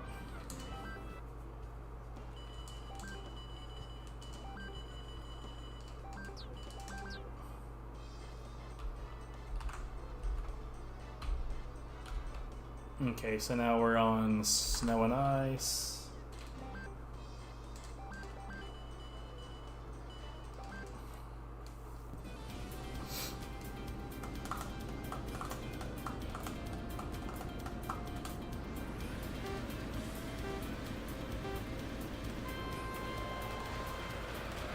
But yeah, like, I would wake up to, like, I don't know, 18 plus notifications of just this same dude posting the click here for a free $50 Steam gift card crap.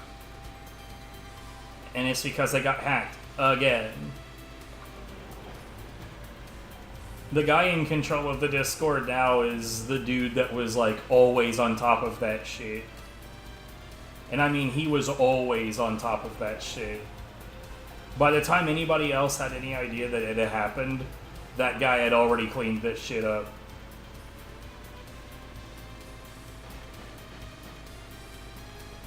So, like, when I left, I went into the moderator channel and I was like, so guys, y'all need to agree on who is receiving stewardship of this server. And pretty much everybody was like, hand it to that guy, he's responsible.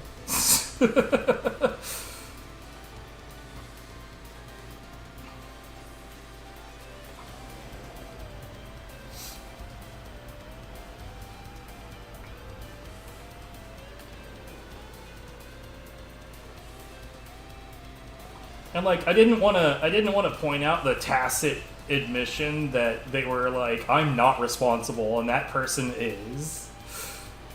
So I was just like, okay, sounds good, bye. 136.17.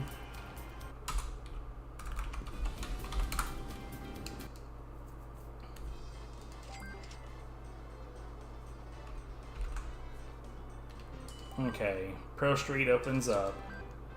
We get the 5-speed manual. We get the drag muffler. We sell. Well, now let's go ahead and change into this.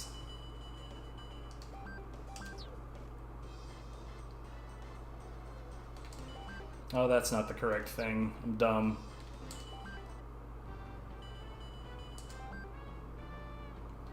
Anyways, we sell the tires, and we sell the 4 manual. And then we get the wings. We put that shit on and we continue forth.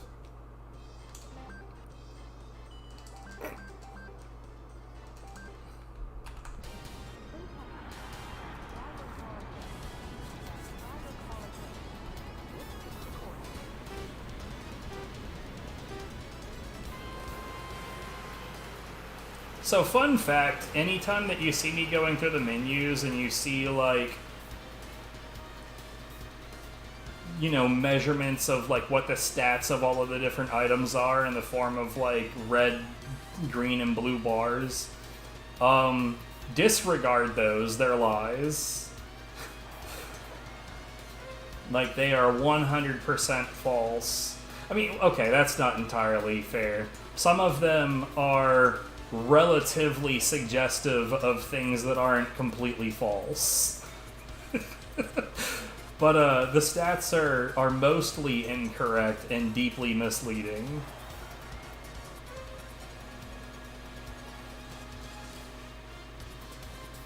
For instance, the meter that shows like how much speed the 400 megahertz CPU gives is about the same as both the front and rear spoiler, but the front and rear spoiler together give you, I think it's like 6 kilometers per hour, whereas the CPU gives you about 17. Like they're wildly incorrect.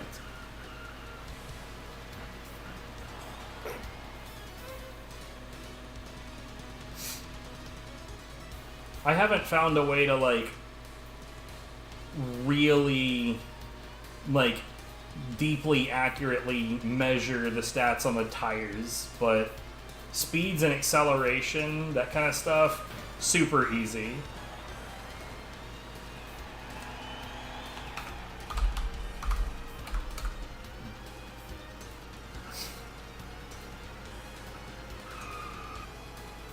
Okay, that saved like 17 seconds. See, in the previous route, you would do this race before you have access to Pro Street, and then you would exit to the shop, and then Pro Street would be there, and you would buy and install your parts mid-GP. But in this route, like, I already have the parts that I need, so I'm able to just crush that race. Squeeze the life from its bones.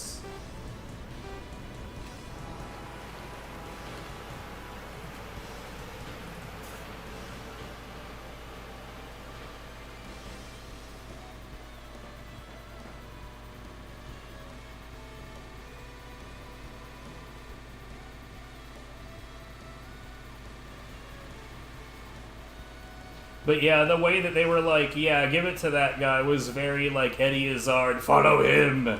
He speaks in sentences.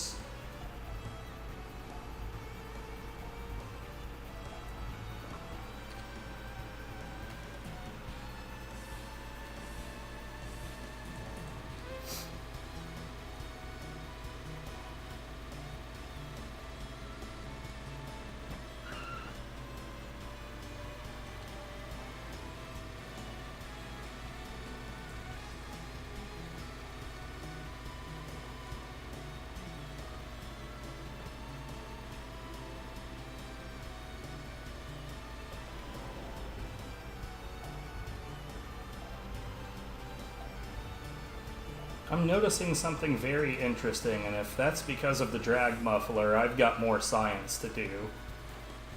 Because normally in the water there, I'm forced to drop down to the second gear when I drop below 110 kilometers per hour. But it's not happening now, and I don't know why that would be.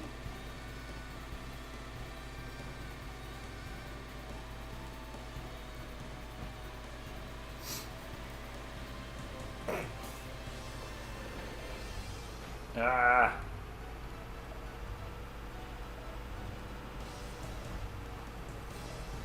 Or rather, right there, it was just, it happened, but it didn't happen for long enough to matter. I don't get it. I'll take it, but I don't get it.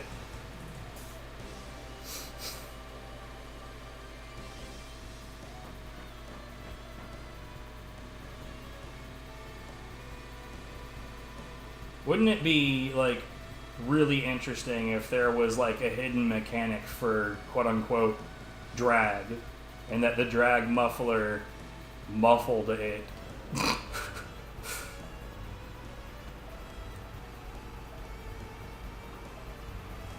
I would be quite a fan of that if that were the case.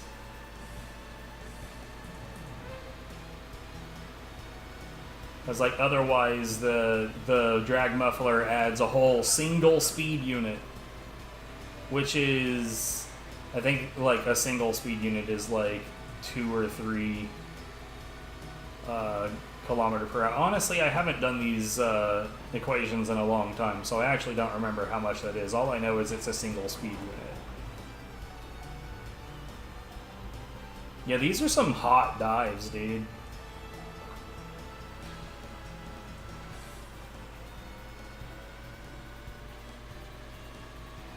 $3:14.15.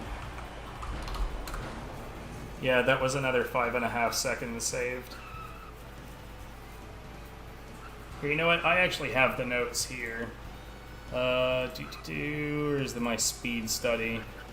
So, the front spoiler is 1 speed unit. It's 3 kilometers per hour. Yeah. Then the front spoilers are 2 each, which is 7 each, so that's 14. And then the let's see, where is the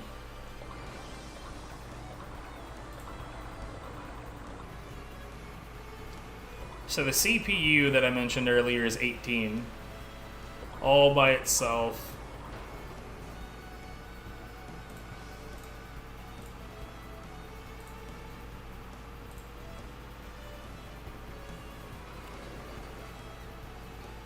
Genuinely, if the drag muffler is helpful in the water as well, that's more than I could have hoped for, honestly. Because I didn't even think of that as being a possibility. Clearly, this game needs more testing.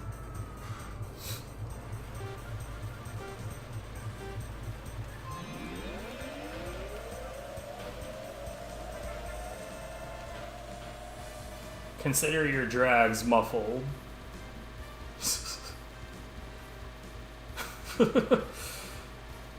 I'm such a dumbass.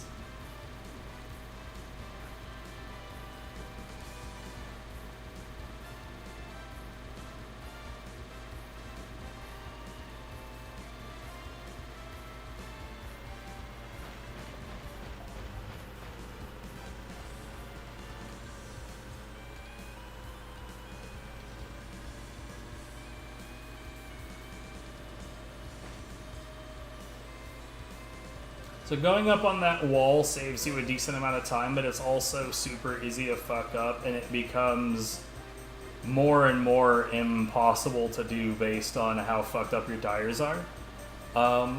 Because of that, in this particular race, it's only worth trying to go for it that first time.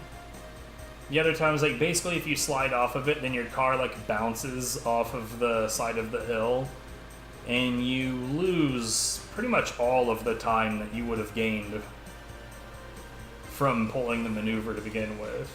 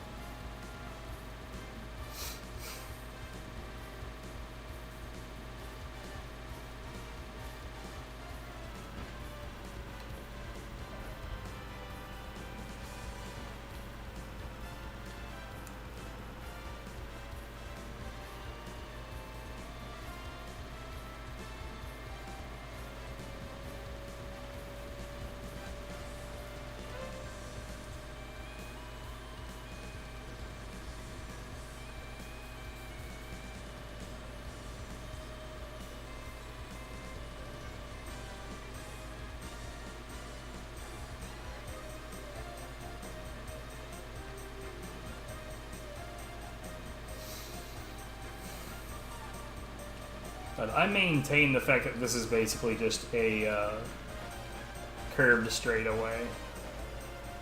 Which basically just means that, like, whether you win or not on this race is just, it's basically a DPS race. It's, like, how good are your parts? Are your parts good?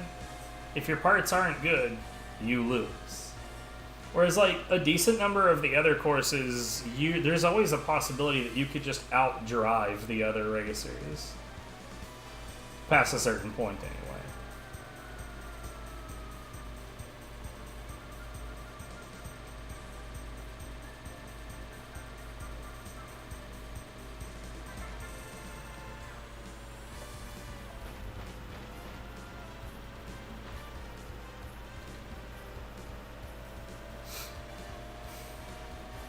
Like, this and the big ovals, it really just is down to, like, what your setup is.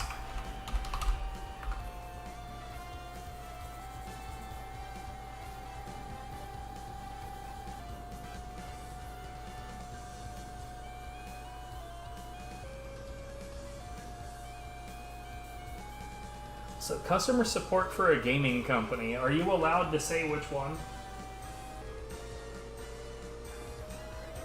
Are we talking about XBLA?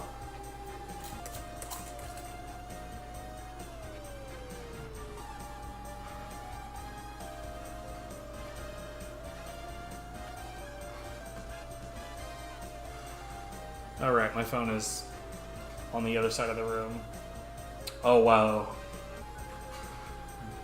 Good. That sounds like a unique form of hell.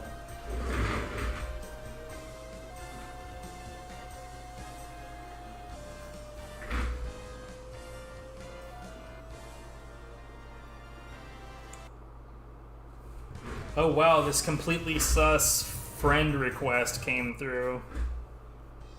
Gross. Ignore that shit. Put them on the block list.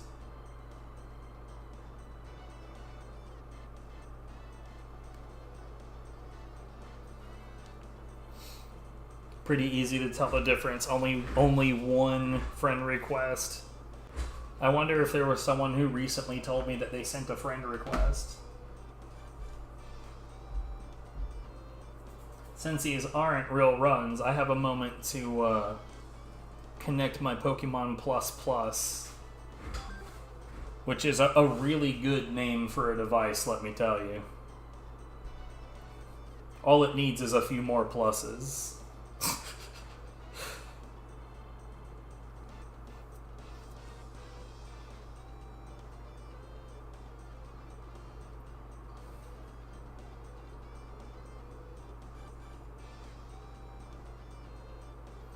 I imagine where you were in the company, you didn't see any of the, like, horrible bullshit that Blizzard was frequently up to.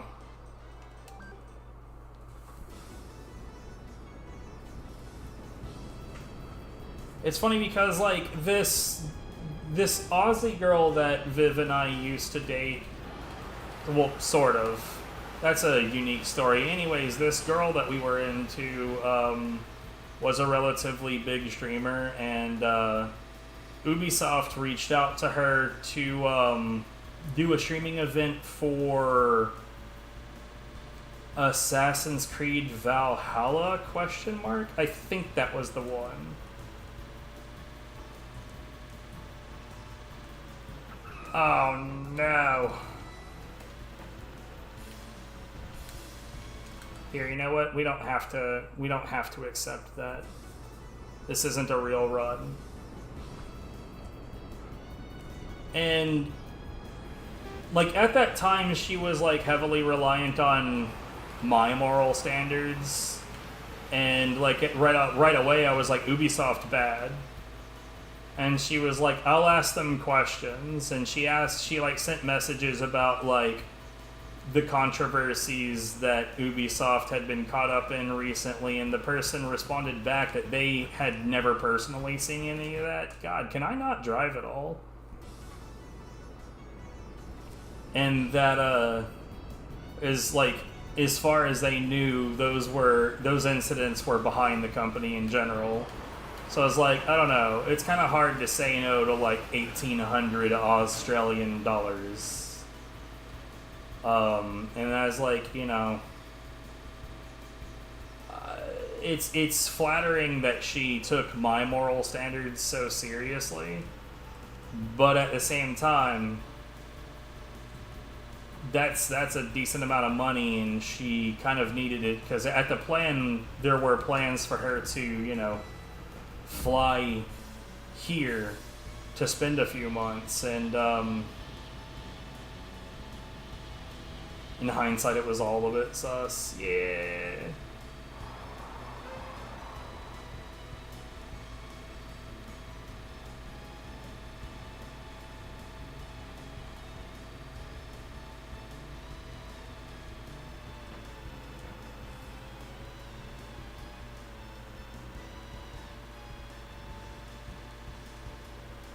I'll read that in a moment. I have a race to crush and plenty of time to kill at the end of that.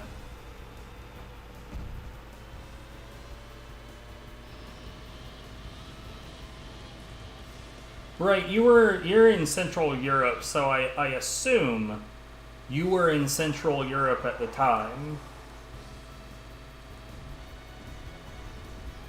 I just feel like there are fewer countries in Central Europe, or companies, fewer companies in Central Europe that spend a lot of their time getting embroiled in stupid bullshit.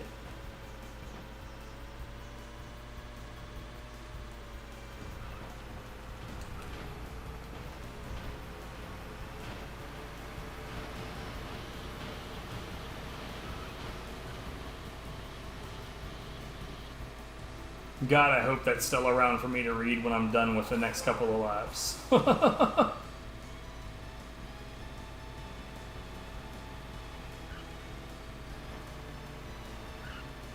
like, bruh, US companies are just like controversy lightning rods. It's like they love that shit. Maybe it's an attention-seeking thing, I don't know.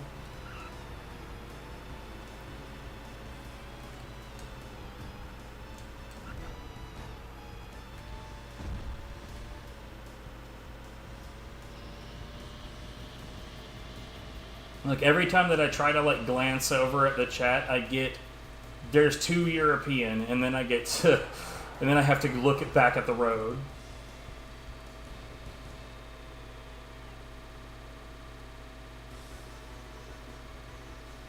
You know what this makes me think about, though, is those, like, dipshits that, like, live stream playing Pokemon Go from their car.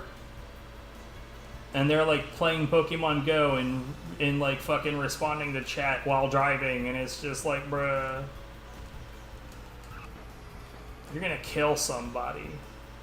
Someone will die because of your live stream in Pokemon Go.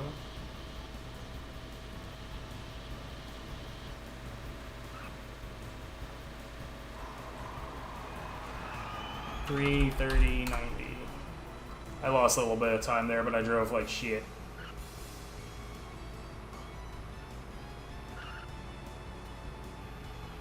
Extremely weirded out by women in the gaming sphere. That's though. That's. How basic can you get, bruh?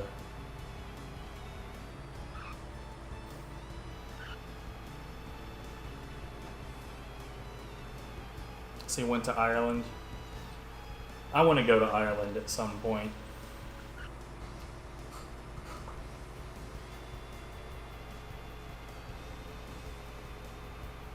Like, from what I understand, if you drive like an idiot in Australia, they like, they don't have all that much patience for people being fucking stupid behind the wheel of a car. And they are very, very willing to permanently bar you from driving ever again. Like road rage incidents, I believe the quote was, "You're acting like a fucking baby and we don't license infants to drive, mate." And I like that. I think that's my favorite.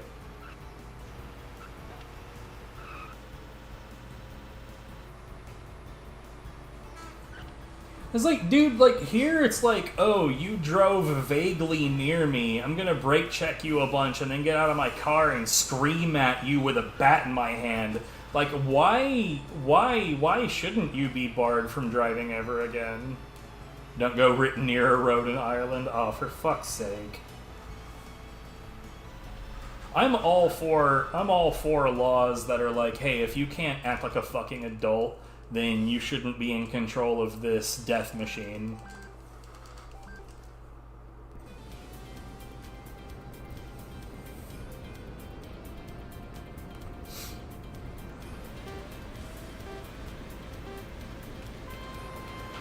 I started late.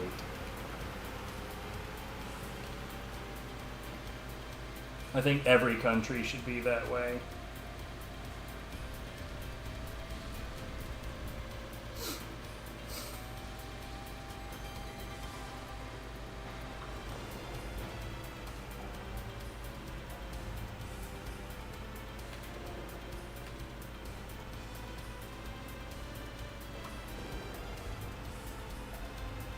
Then again, there are some countries that are just like, we don't need no stinking, like, red lights and green lights. We'll just go. And pedestrians, like, how do I cross the street? You just go. They'll drive around you. Don't worry about it. No way in hell am I gonna hang out in those countries. I am way too fucking paranoid for that shit. And I can tell you why. Back when I lived in Texas, I got, like, I've been a lifelong pedestrian. I can't drive.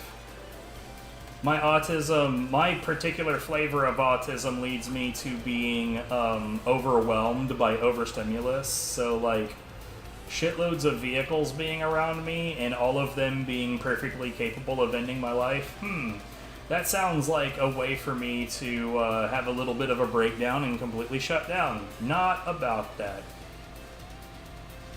So, like, I can't imagine having to be a pedestrian and being like, yeah, you just walk around the death machines, they won't hit you, don't worry about it. Trust.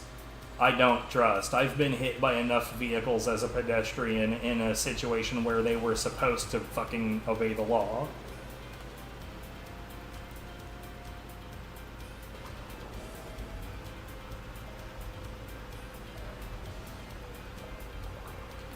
No, dude. I don't think I managed to read all of that, but I read enough of it that that's my response is just no, dude.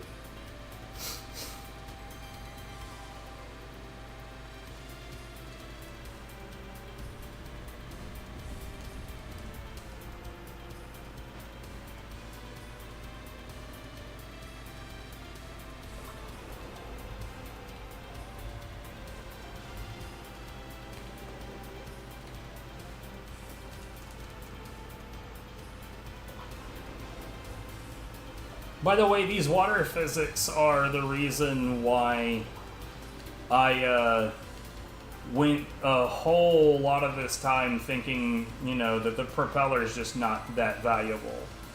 On the first section of water in here, I do this dive on the left wall, and because of where I land, I kind of skip across a little rock formation coming out of the wall. And when I do that, I kind of get launched off of the ground a bit. And because of that, I keep a certain amount of speed. And when you do this with the propeller, it completely negates all of that. And you just get the propeller speed.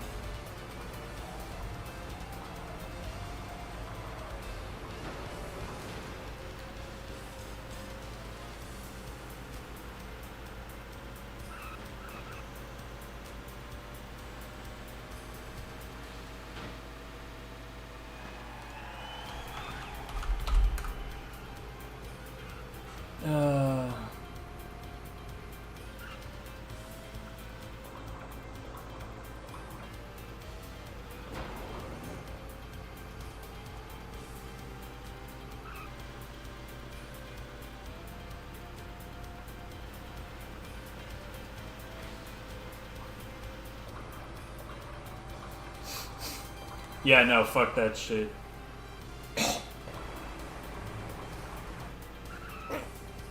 These days I have an e-bike, and I would almost certainly be a lot more likely to just get home that way. I quite like riding my e-bike. It's a pleasant and relaxing activity.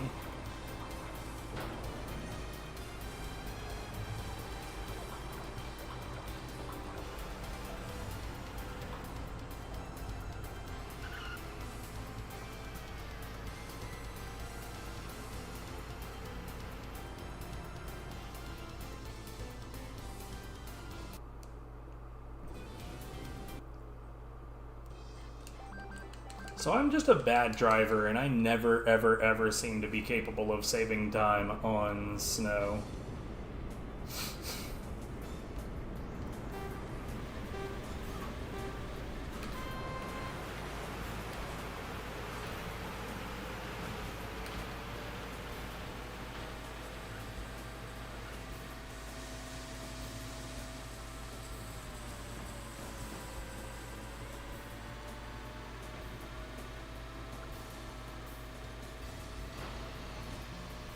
Good enough. Much better, even.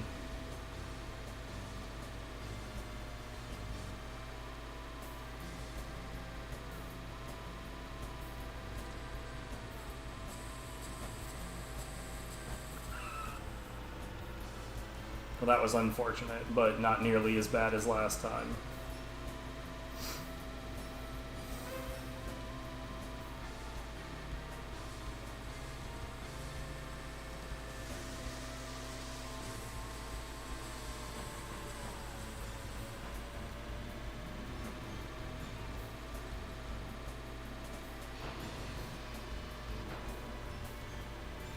So, funny enough, the universal speed cap in this game, so there is an absolute maximum speed that you can get from parts. Like, even though you can get enough parts for the stats that should give higher than 396, 396 is as high as you can get without going downhill.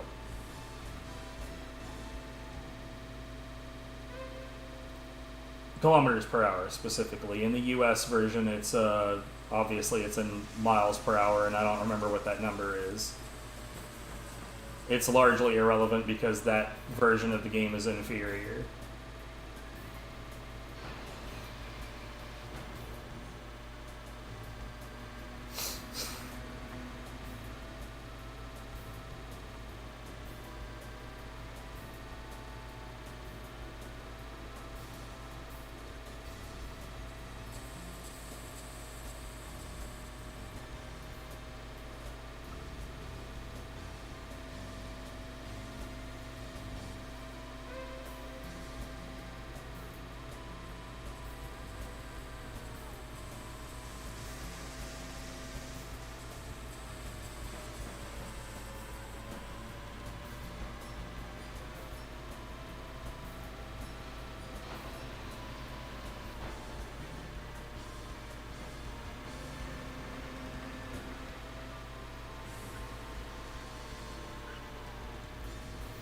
You know, it's funny, Gabriel Iglesias, Fluffy, is a quite heavy-set Hispanic stand-up comedian that you may or may not have heard of. Anyways, he had a story where I think he was in India, where he said that, like, I think it was like he got up late and had to make a plane, and he hailed a cab and was like, hey, I really need to make this plane, so do whatever you gotta do.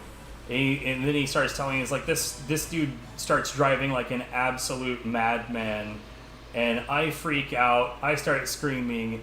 He pulls over. He stops. He turns around. And he's like, "What is wrong? Do you want to make plane or no?"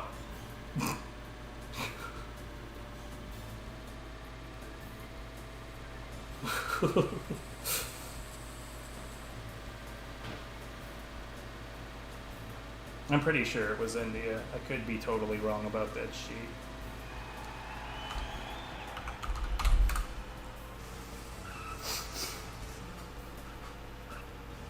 Okay.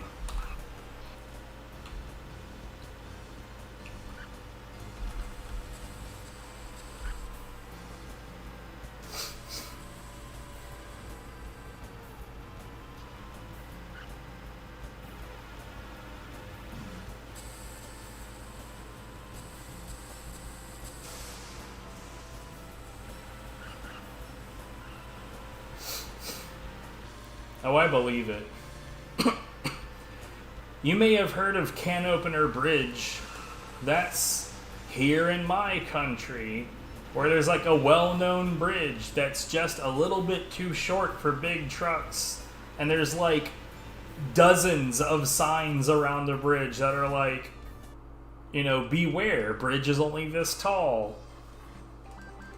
There's like even like an automated indicator that like sees how tall the vehicles coming through are, that like very, very violently flash at you. Truck is too tall, truck is too tall. And like people still go through there and it like rips the very top of the truck right off. And it's a famous location and people still fuck this up.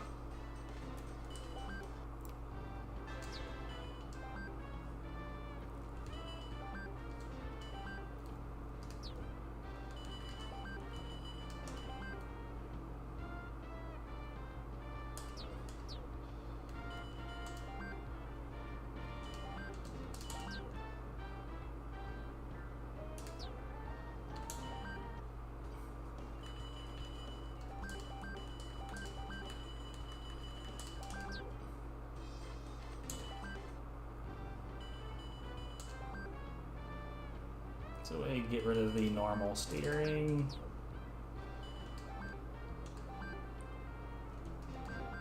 Ah!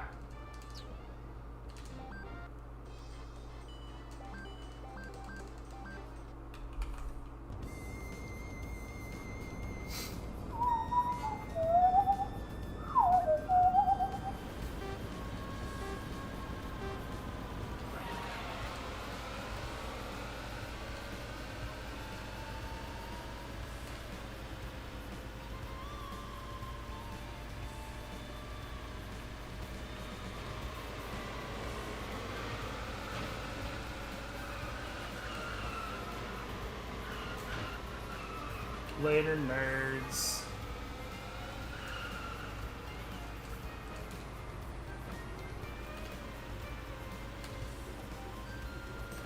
That room was a bit of a disaster.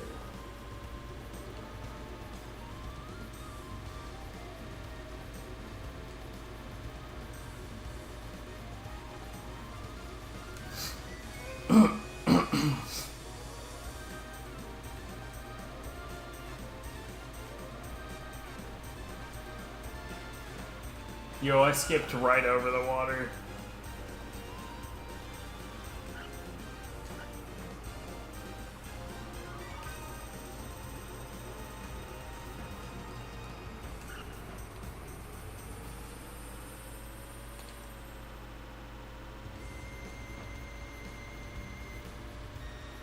Unfortunately, my American ass, I have done very, very, very little world traveling. I've been to Mexico. I've been there twice. I almost died there the first time that I went there. I got dehydrated, and then I underestimated how irregular mineral water is.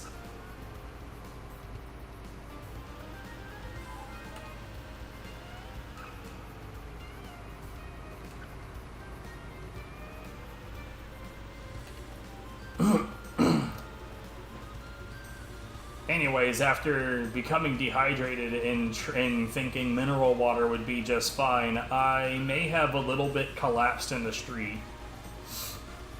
I was a youngin' at that point, and my father was around, so my father picked me up and was like running around with me literally in his arms, trying to find anywhere where he could get like normal water and somewhere for me to sit outside of the sun. And outside of the sun, what a weird way to say that. Anyways, they happened upon a restaurant, and the owner happened to be up at the front where like the host stand and all that would be. And as soon as my father walked in with me in his arms, the guy, he like totally took control. He was like shouting to his staff. He's like, I don't remember what the word for emergency is, but he told them it was an emergency. Bring agua, quickly, quickly. And then they sat me and the rest of my family in the back end of the restaurant where the AC was as good as it was going to be. It was an interesting experience. Second time in Mexico was just very boring.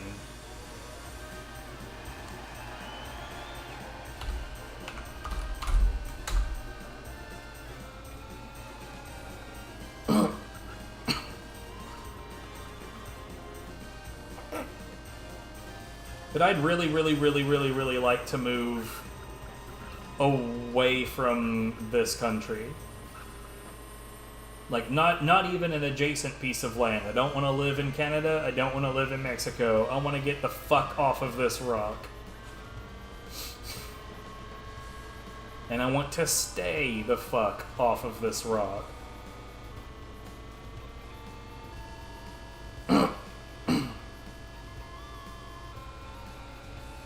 And, like, we've looked at the UK, but, like, I don't know. I would definitely prefer somewhere in Scandinavia, but I know from what little I've looked into the topic, I know that immigrating to Scandinavia is difficult at the best of times.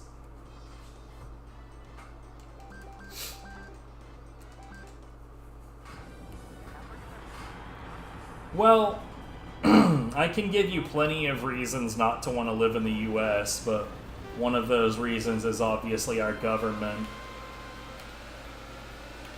And, like, I know that government is rough all over, but, like, it always tickles me how the rest of the world gets it wrong, how ridiculously bad it actually is here.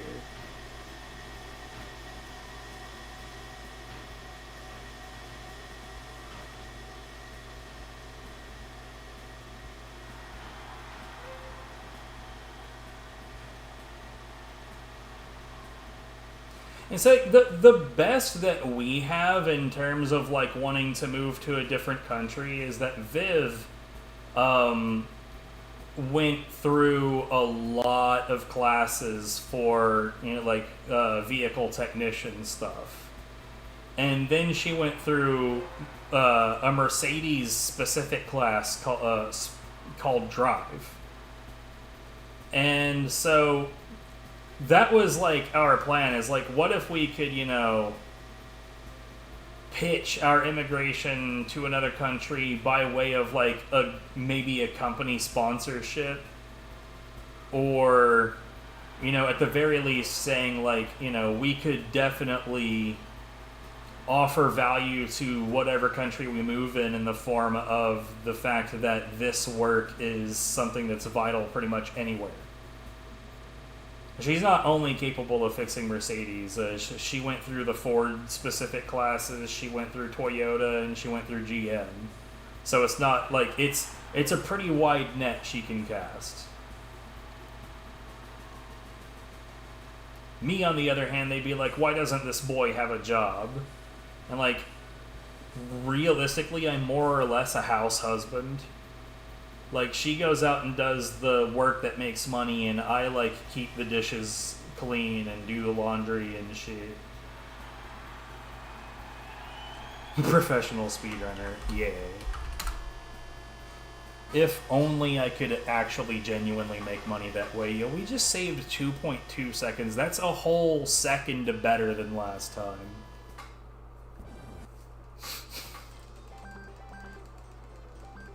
Dude, there's something different going on right here. This drag muffler is having more of an effect, and I don't quite get it.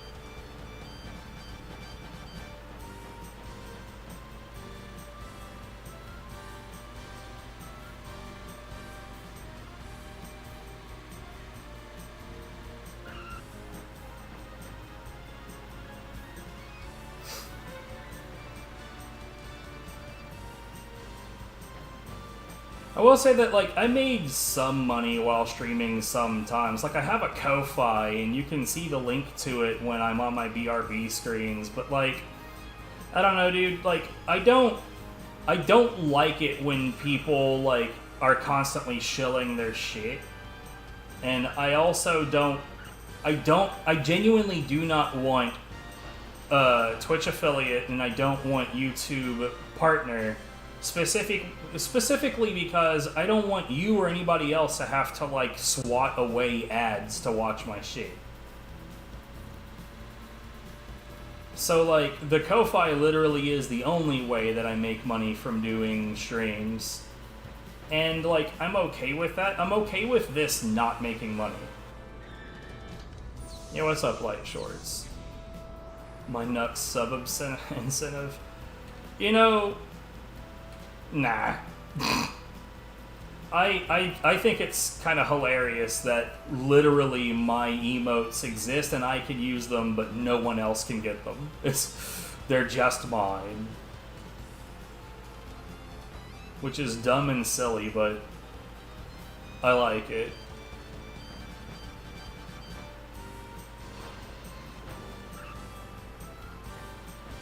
Although I have had people, like, genuinely, like, man, who do I need to sub to get those? And they're like, me, except you can't.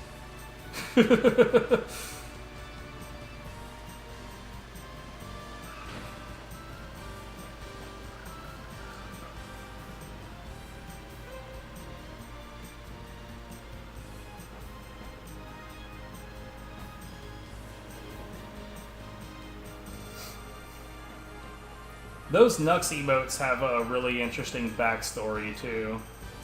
So, like, I was on a voice call with a friend who was practicing Sonic 06 speedruns at the time. And he was practicing Sonic's story on a stage called Aquatic Base. Anyways, that stage has a portion of it where the gameplay switches from Sonic to Knuckles. When you, like, open a door and then you go through the door and you just find Knuckles, the gameplay just switches off to him naturally when you get close to him. Anyways, my friendo managed to completely whiff on running into Knuckles and almost went completely off the platform. And without thinking, he shouted, well, she shouted, "No! Touch Knuckles!" And so, of course, me, being the immature dipshit that I am, I had to go find a Knuckles O face so I could make a horrifying emote that I would then call Touch Knuckles. I went to Rule 34 and I saw a bunch of shit that I'll never be able to unsee. And then I fucked up a glide really, really badly. Anyways, I found something that I thought was adequate. I made it into an emote. And the rest is history. Later, when I got affiliate, I decided specifically to look for that person, the person that made that piece of art, and see if they would be willing to do the rest of my emotes. And they were really fucking cool about it. Oh, there's a reason for that.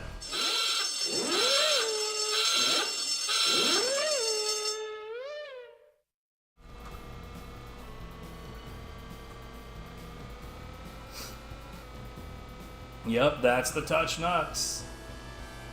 Anyway, so, like, when I got affiliate, the first thing that I did was I reached out to him and was like, hey, is that okay with you if I use this emote that I put together from your artwork as one of the emotes of, like my sub package? Because, like, I felt like it only made, like, honestly, I should have asked to use his artwork to begin with, or their artwork. I don't know who that person is aside from it's Neocat.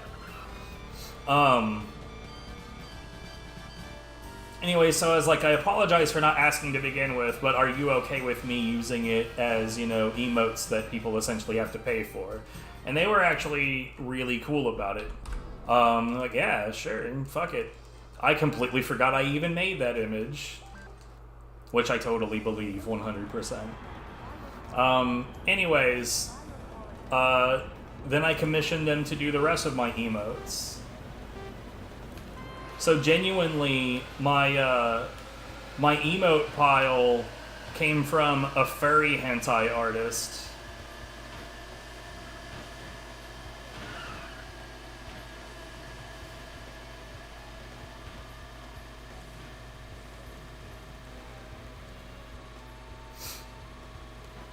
Yo, I mean, if you want some crazy levels of detail, those are the people to go to. And what's more, it's like, honestly, the speed that this person was able to churn out art was unreal. Like, genuinely, like, there were 3 emotes that I wanted all at the same time.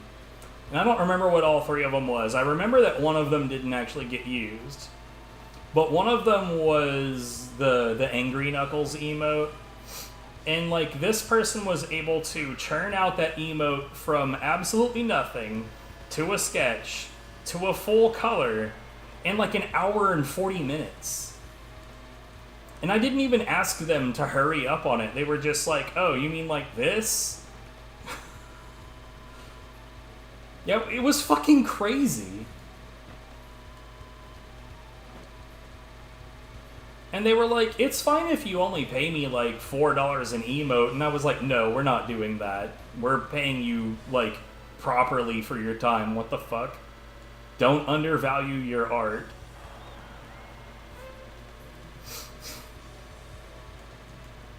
I think I paid him like $15 an emote. I was doing pretty okay at that time, and I didn't really have, like, bills to speak of.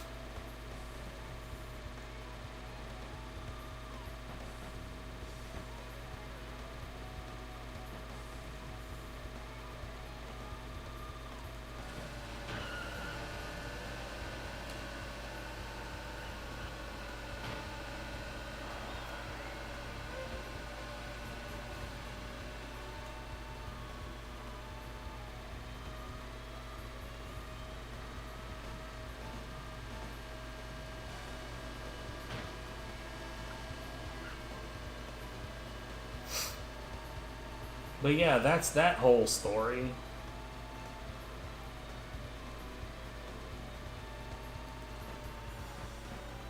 Anyways, I keep fucking up when I tell stories like that because, like, Cindy wasn't Cindy at that time. And, like, I find myself, like, it's really easy to refer to someone who has transitioned as their pre-transition when I'm telling a story about them before they had transitioned. Like, my brain just, like, defaults to who they were at that time. Which I would still say is, like, just factually accurate. But, like, I know that most people find that to be really disrespectful.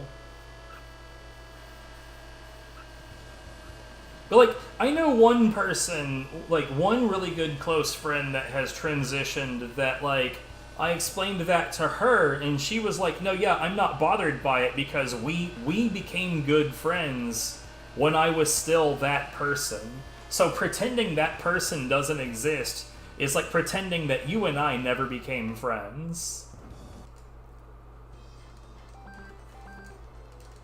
And, like, that's a pretty fucking, like, spot-on, logical, intelligent way to look at it.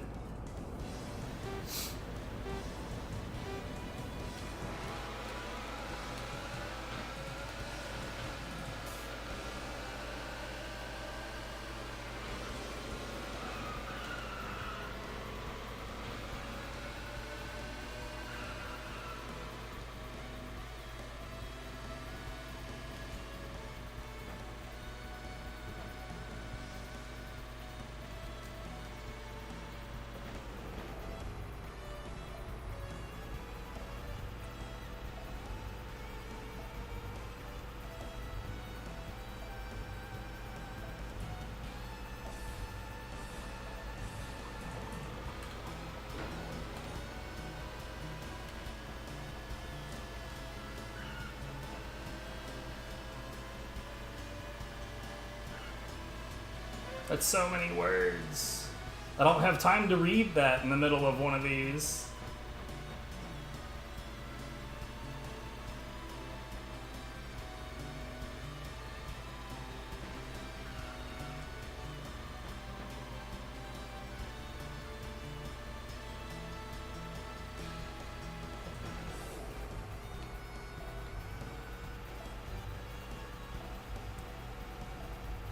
Such a weird thing to say.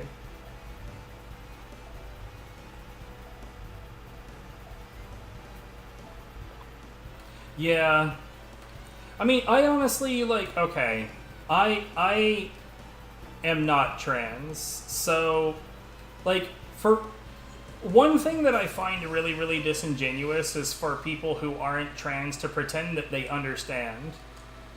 Because, like, the reality is, unless you transition, you're literally unequipped for understanding. Like you might be able to grasp a concept, but you're not going to understand that experience because it's not your experience. It's not something that you've done. It's not something you're going to do. It is outside of your capability to understand. And I find it really, really just irritating and disingenuous when someone pretends that they understand this in ways that they clearly don't. But, like, at the same time, I kind of find, like, the visceral reaction that people have to their old names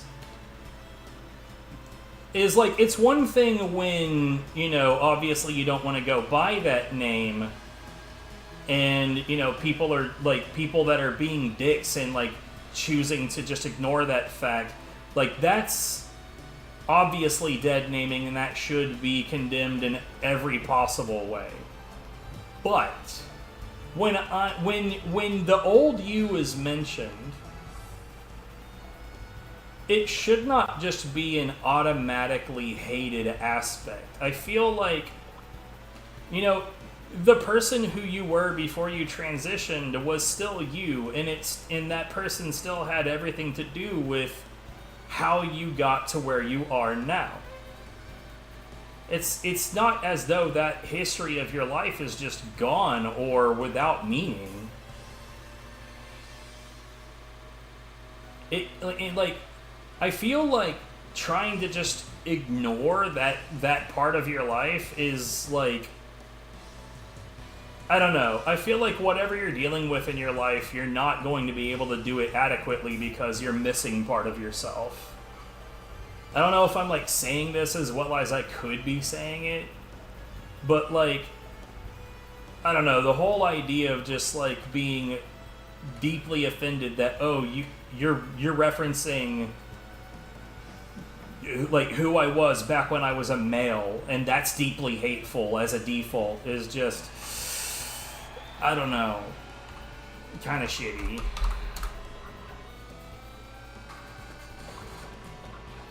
But like I said, I'm not equipped to fully understand. So, like, regardless of that being my opinion, that doesn't mean that I'm going to go out of my way to look for scenarios in which I can refer to somebody's old self and then, like, browbeat them about how they shouldn't be offended about it. That would be just really stupid.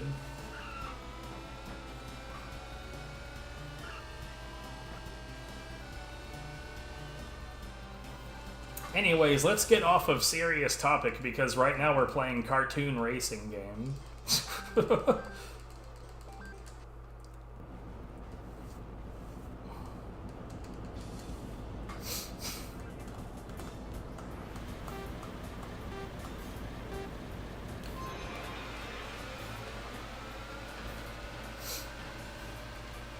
I don't even remember how we got here.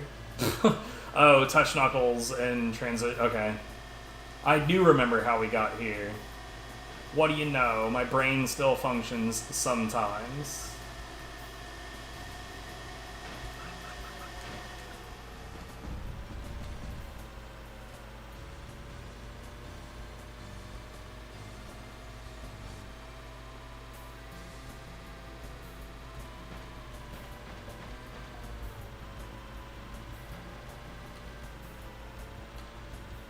Not gonna lie, there are times I wish my brain didn't work so good.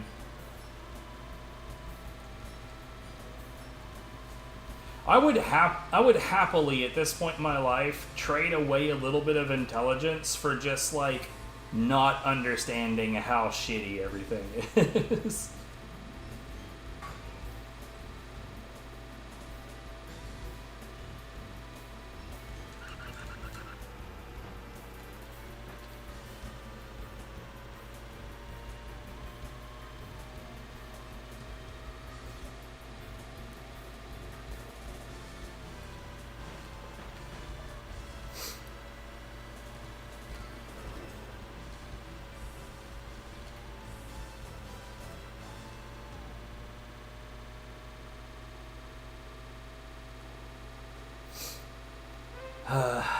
Oh, come on, dude. What am I doing?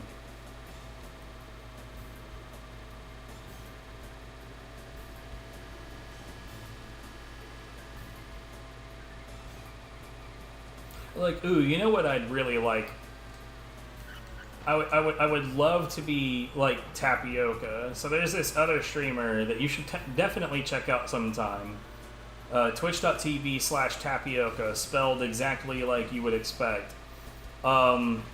Who has been like going through a massive project to play to completion. Like, first he did all of the GameCube games, now he's on all of the Xbox games. And we're pretty sure he's gonna do all of the PlayStation 2 games that are left after that. All of them that aren't, like, duplicates from the other two consoles. Anyways, he's, like, far more capable of enjoying trash games than I am. Like, I'm, like, really, really, really, really bad at enjoying games that aren't pristine. Whereas, like, he's far more capable of taking really, really crap video games and finding some way to enjoy them. Not all of them, mind you. Some of them are just not salvageable. Like Metabots Infinity. God, that game was like intolerable to look at, and even he could not sell the possibility of that game not being the worst.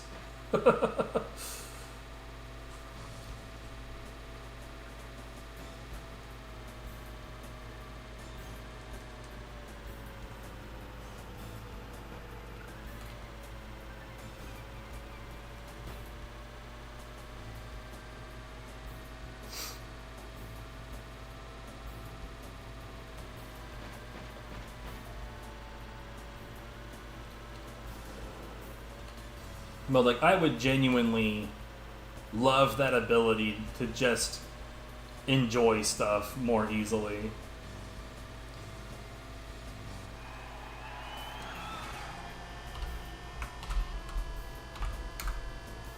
Oh, wow. That was like a 7 point... Yeah, like a 7 and 1/4 second time save.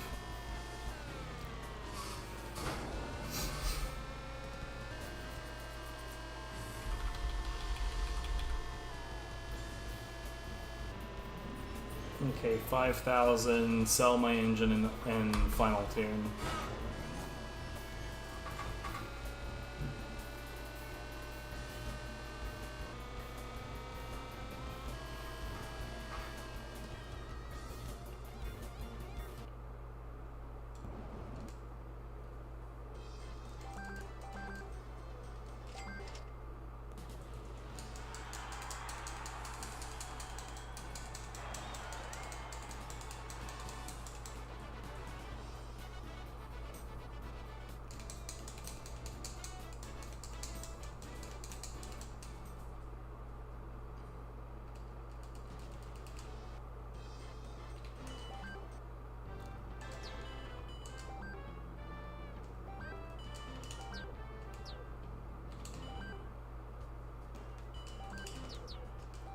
God damn it.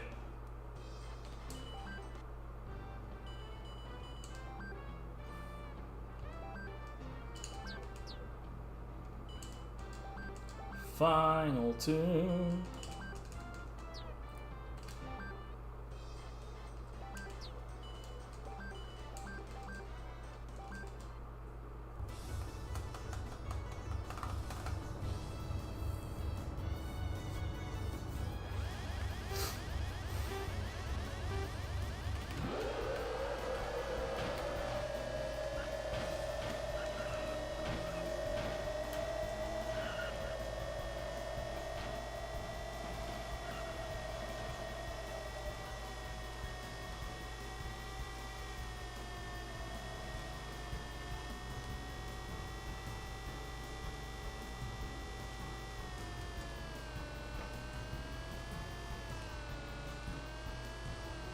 Oh, wow.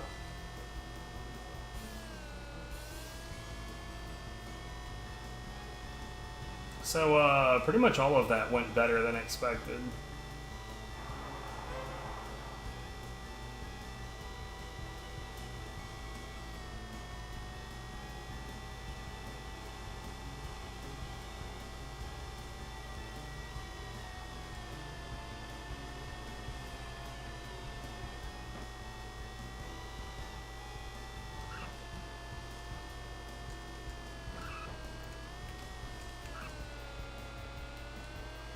Not so much that time, though.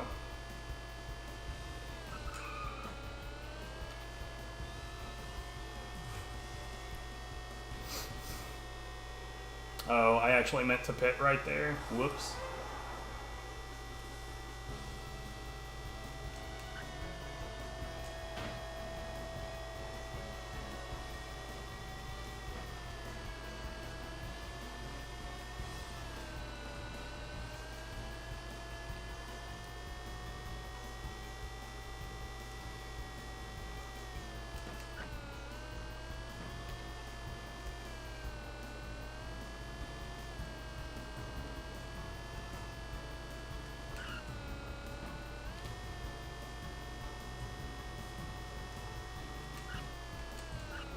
Come on now.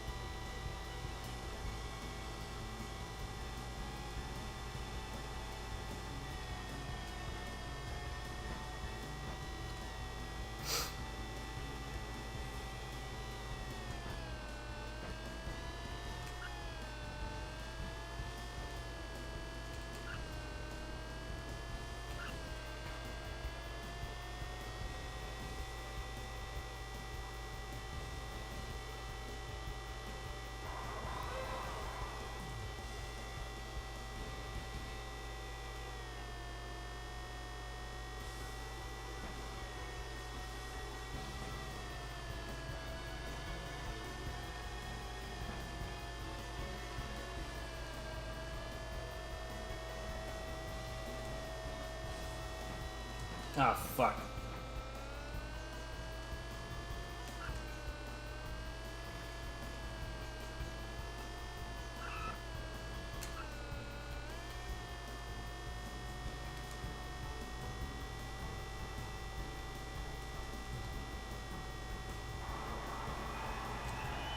Three, 29, 7. I lost 3 seconds because my driving's bad. You know what's funny about, like, people showing up to my YouTube chat to like, make God Hand related comments is I announced in pretty much every location I could think of that I've retired from God Hand and I'm not going to play God Hand anymore and that I've deleted all of my God Hand shit. Motherfuckers still show up and ask about it.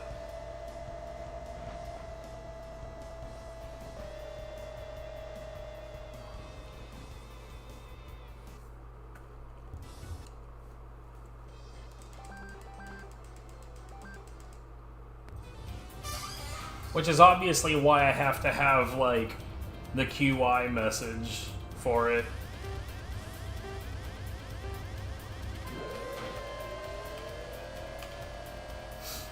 I don't understand why this particular course is such a huge difficulty spike.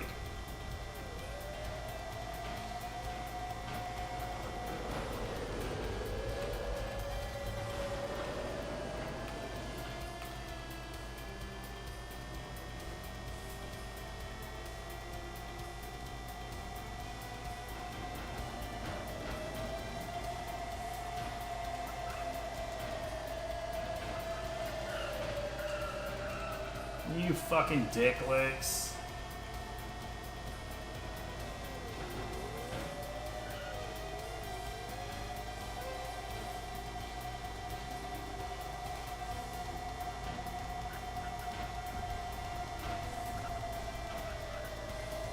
Interesting.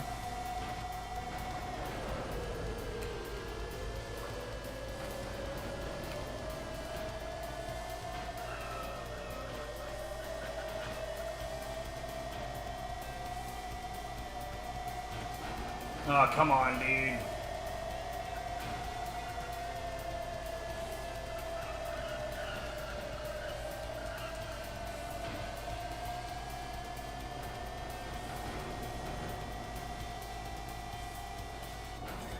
This track sucks so bad, because, like, no matter what I do, I always seem to, like, eat a huge time loss.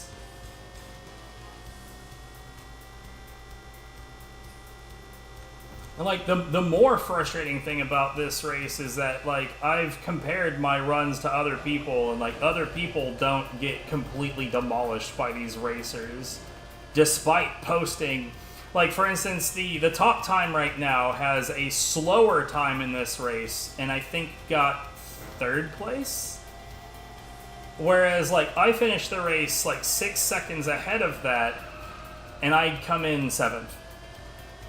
Or 6th, something like that. It's fucking ridiculous.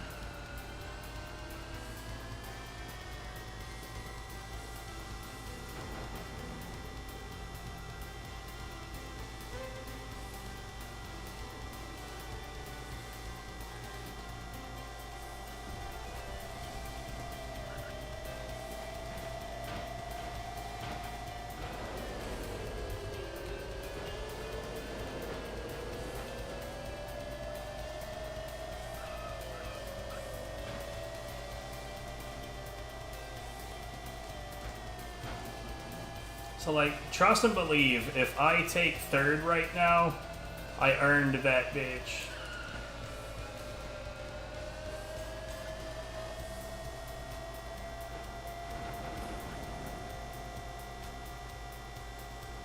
$341.90.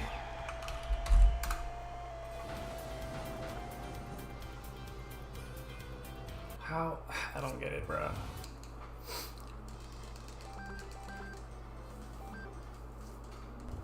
I somehow lost almost 3 seconds. This game just doesn't make any sense to me.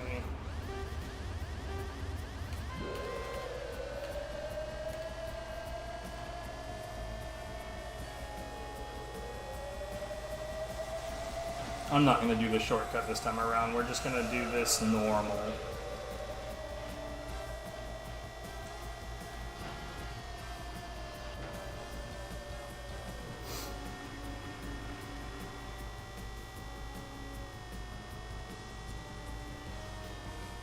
I say shortcut. It's more accurate just to refer to it as an alternate route. There is actually a number of quote-unquote shortcuts in this game that genuinely do not save time.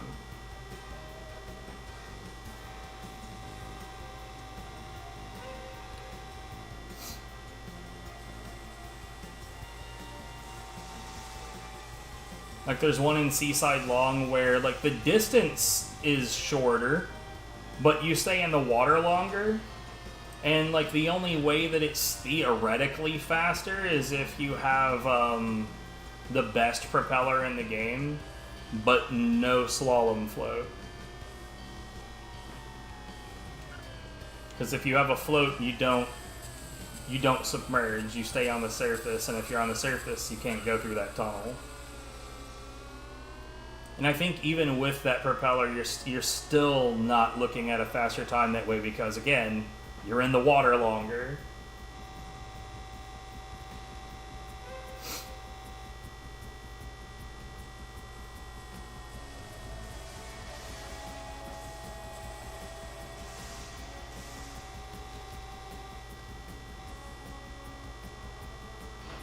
Oh, god damn it. I lost an awful lot of speed right there.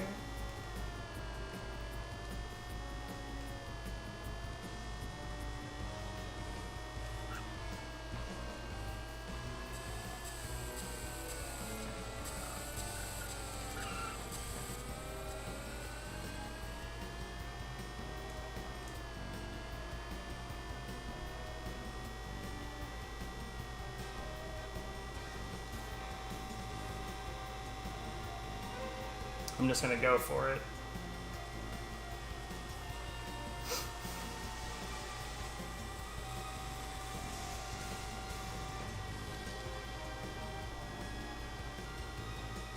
No, why? You have no control over that. But like for the wings to deploy while I'm still pointed like straight fucking up, that's so lame.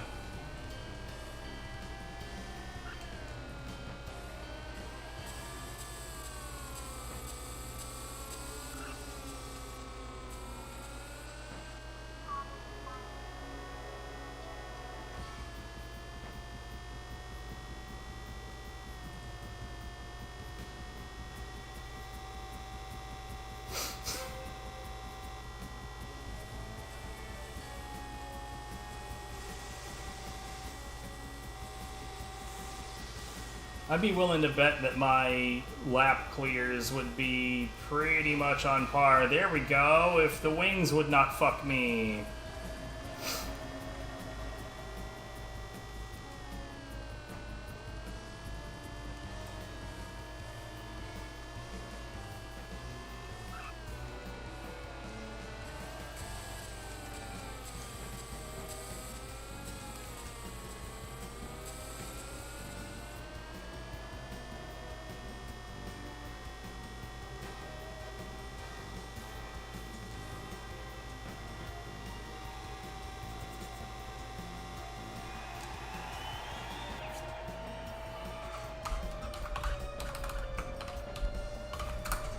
I lost time still.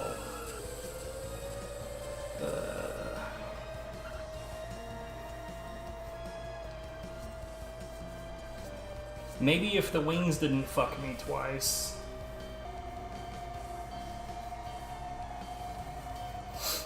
I do think at this point that the wings might not be entirely necessary, at least for that race. But the races behind this, it's definitely necessary. Also, this race sucks.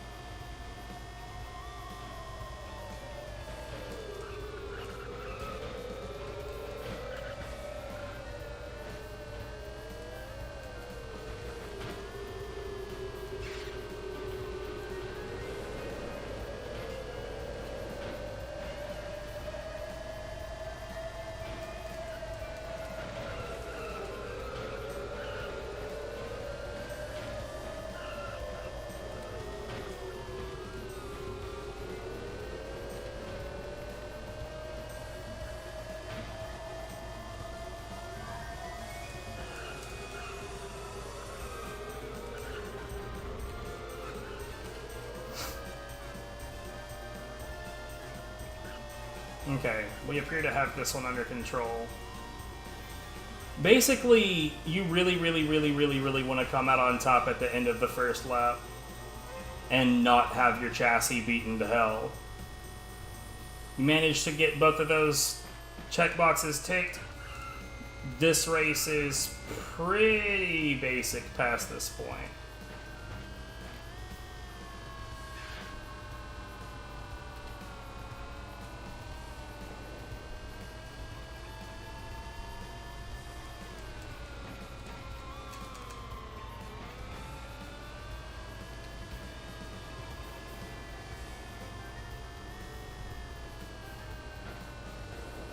Unless you're just fucking bad like me.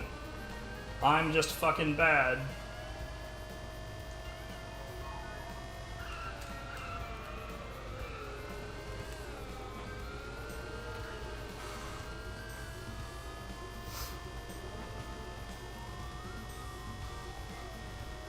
Anyways, this is another one of the absolute worst pits in the game, because you actually have to slow down to ridiculously low speeds in order to fucking stop. My chair was somehow on top of my wire, even though at no point did I move over my wire with it. I don't remember what I was saying because of that. That's cool.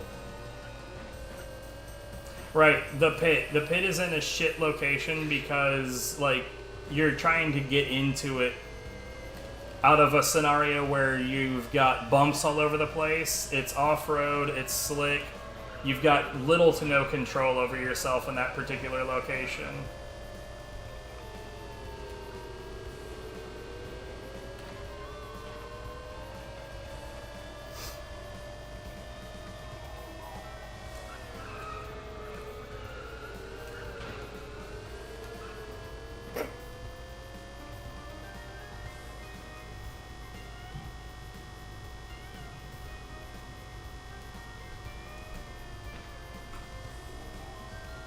Anyway, this is fully crushed now.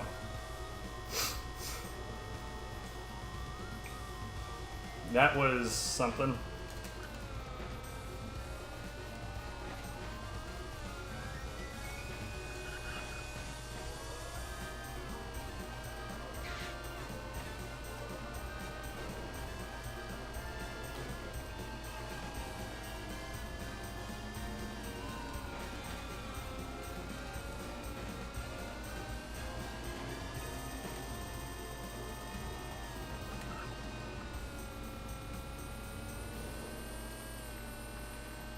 Okay, that was all very, very good.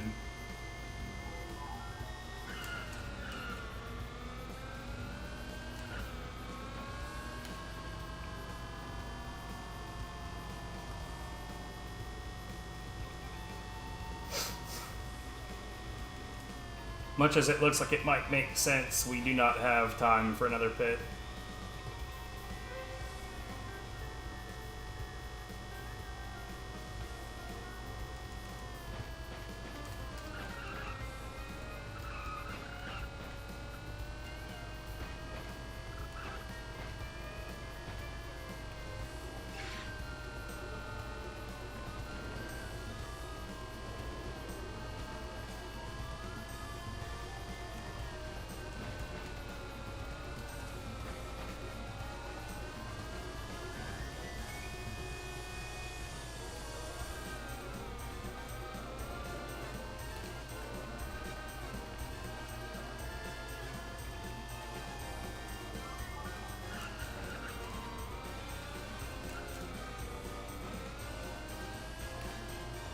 I've seen worse.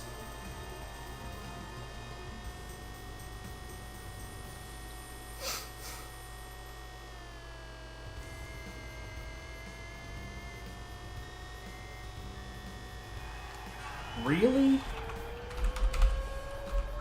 I don't fucking understand.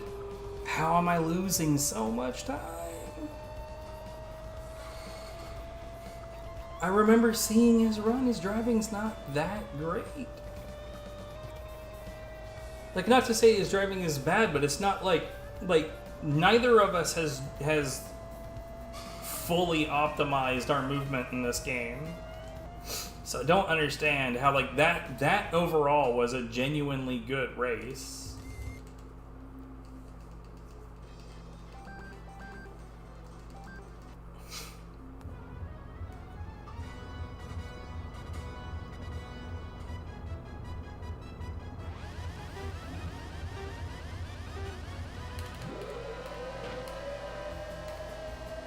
This race is super free.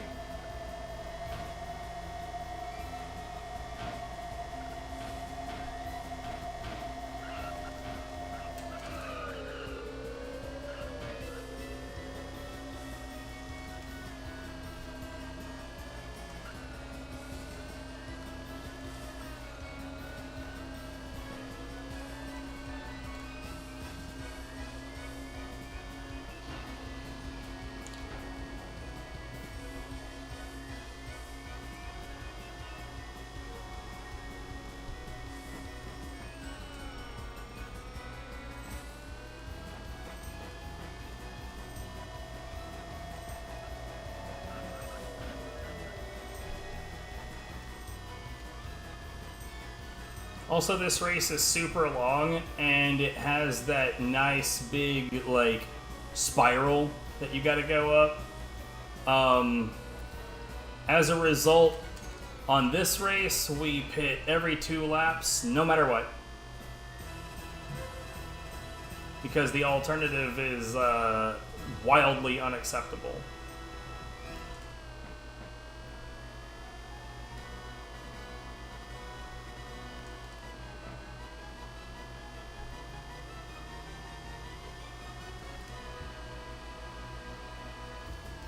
Although that looked like a really well-controlled drift, it was an accident.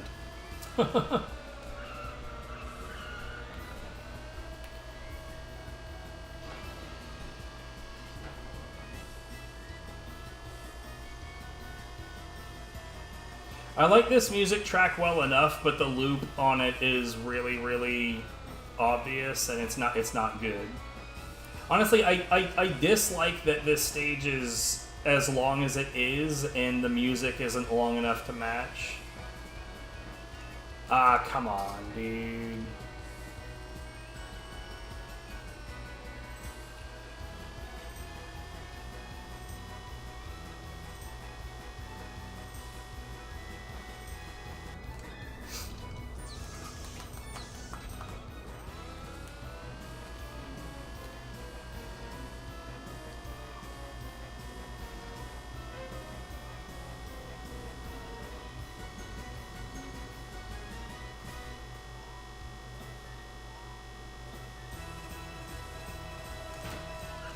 Prick. Prick!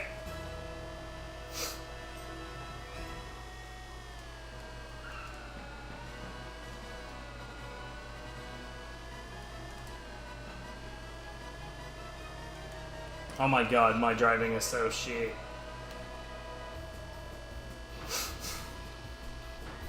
You know what'd be really good is if my drive wasn't shit.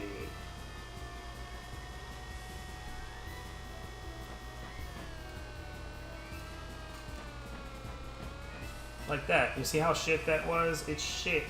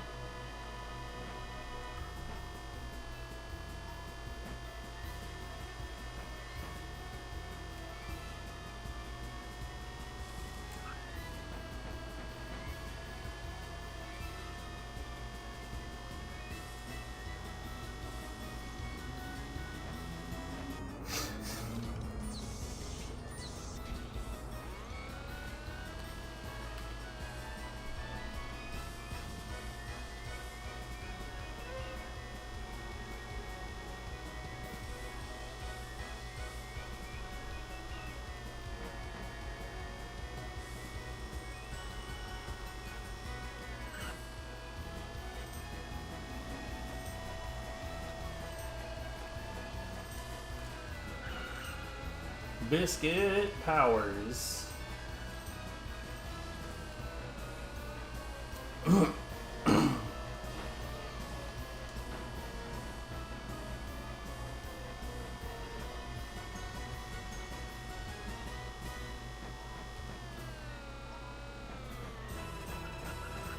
Come on.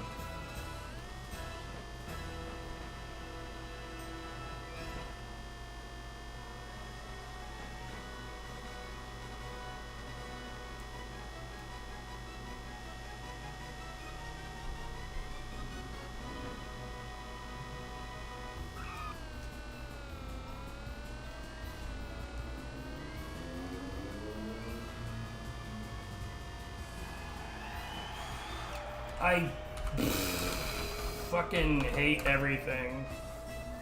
I'm behind again.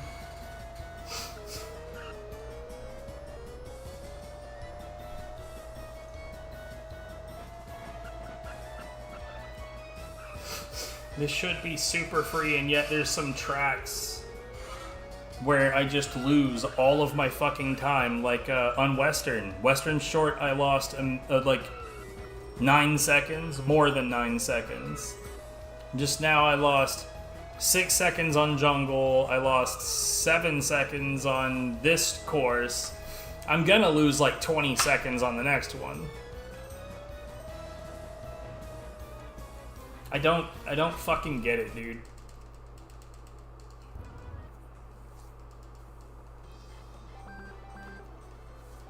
I should stick to games where I punch things.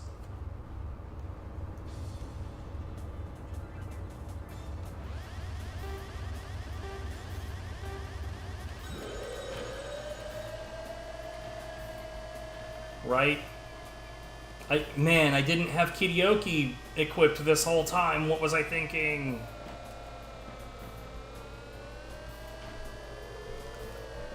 Really, the issue is that I'm not going fast enough, not that they're going too fast.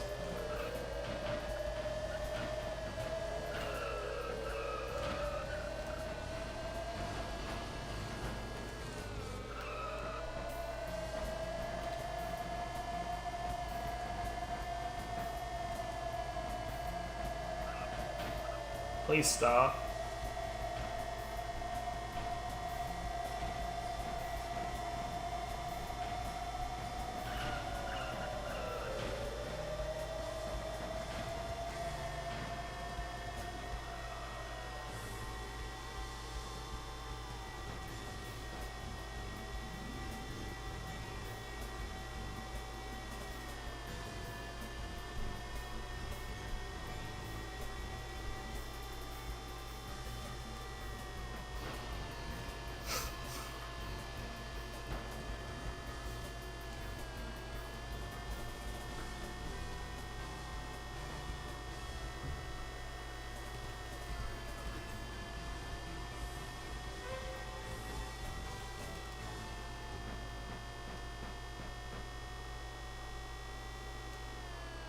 I did that way too sharp.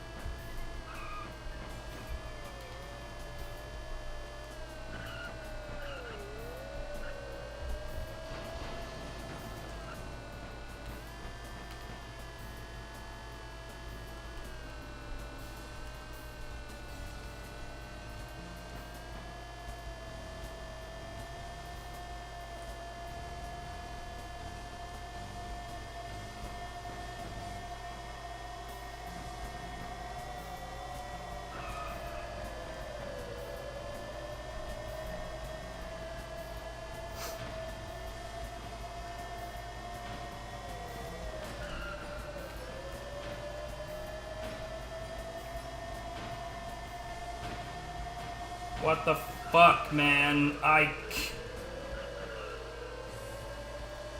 couldn't see shit. This is so fucked.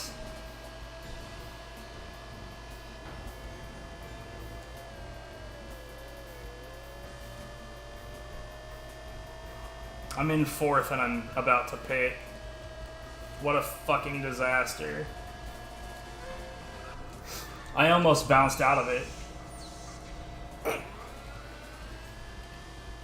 I'm in 7th after a pit.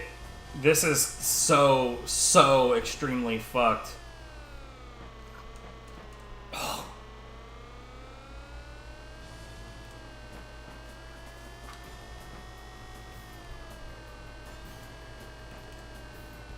This race blows, dude.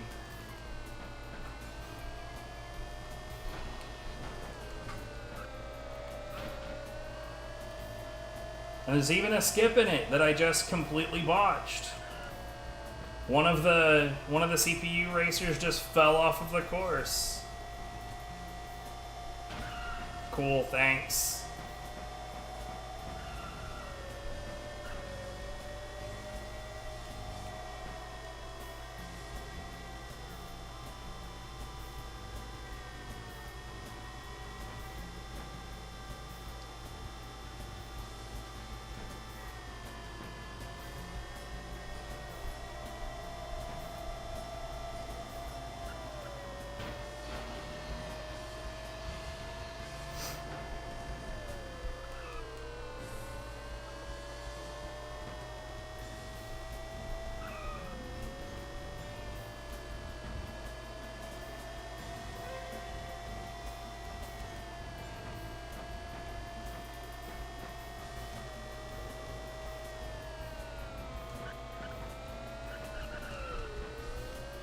Like, this is still winnable, but like, ugh.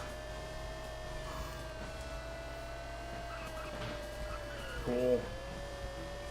Now this dickhead is gonna, like, fucking bumper cars my shit over and over.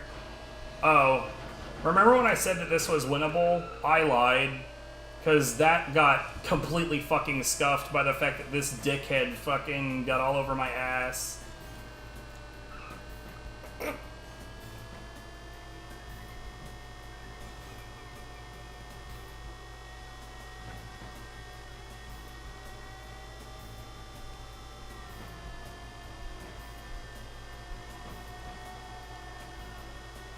Man, I wonder what it feels like to be not shit at driving.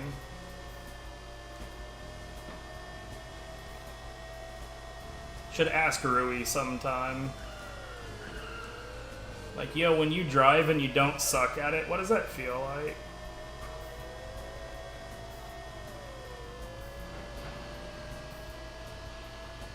I have to do another pit. There's, like, genuinely not an option.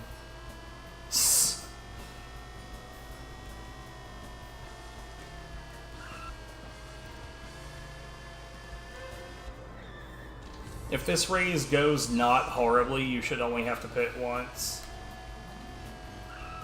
Okay, oh my god, cool. I'm so in love with what just happened. To come out of the pit and just immediately peel out.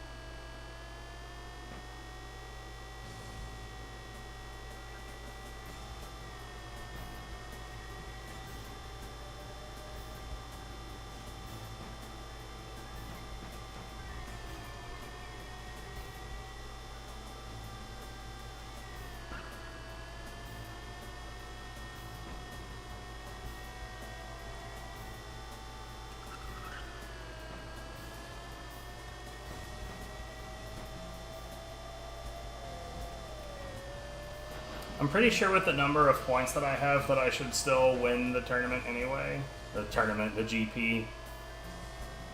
Whatever the correct word is. Oh, fuck off. Oh no, yeah, I'm like a million years behind now because I suck at driving. I lost half a fucking minute on this track. Because I just straight don't know how to drive.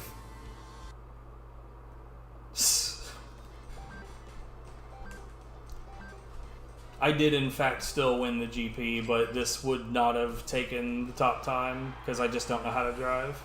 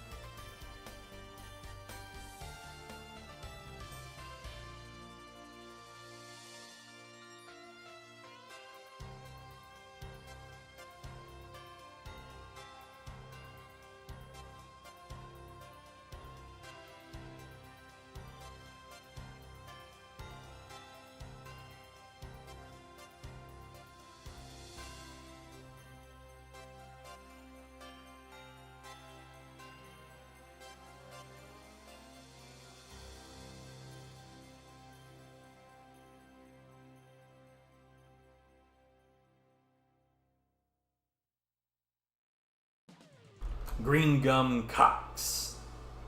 Mmm, delicioso.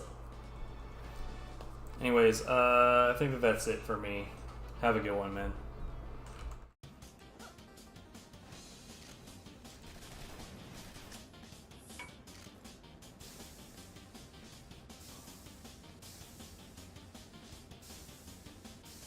What the fuck was that? Okay. Most of the time, people that act like you're beneath them because you can't do stuff like that, their examples of it are almost certainly fake. And there's issues with that in a lot of different communities. Like, there's this one particular dude that got outed hard for faking blindfolded speedruns in Super Mario 64.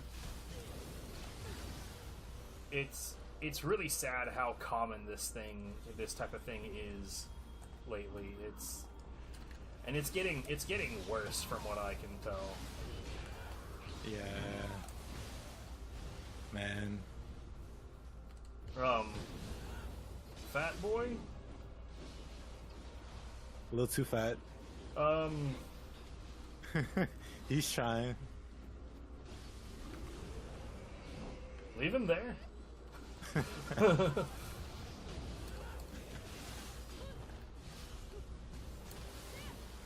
We'll see how long he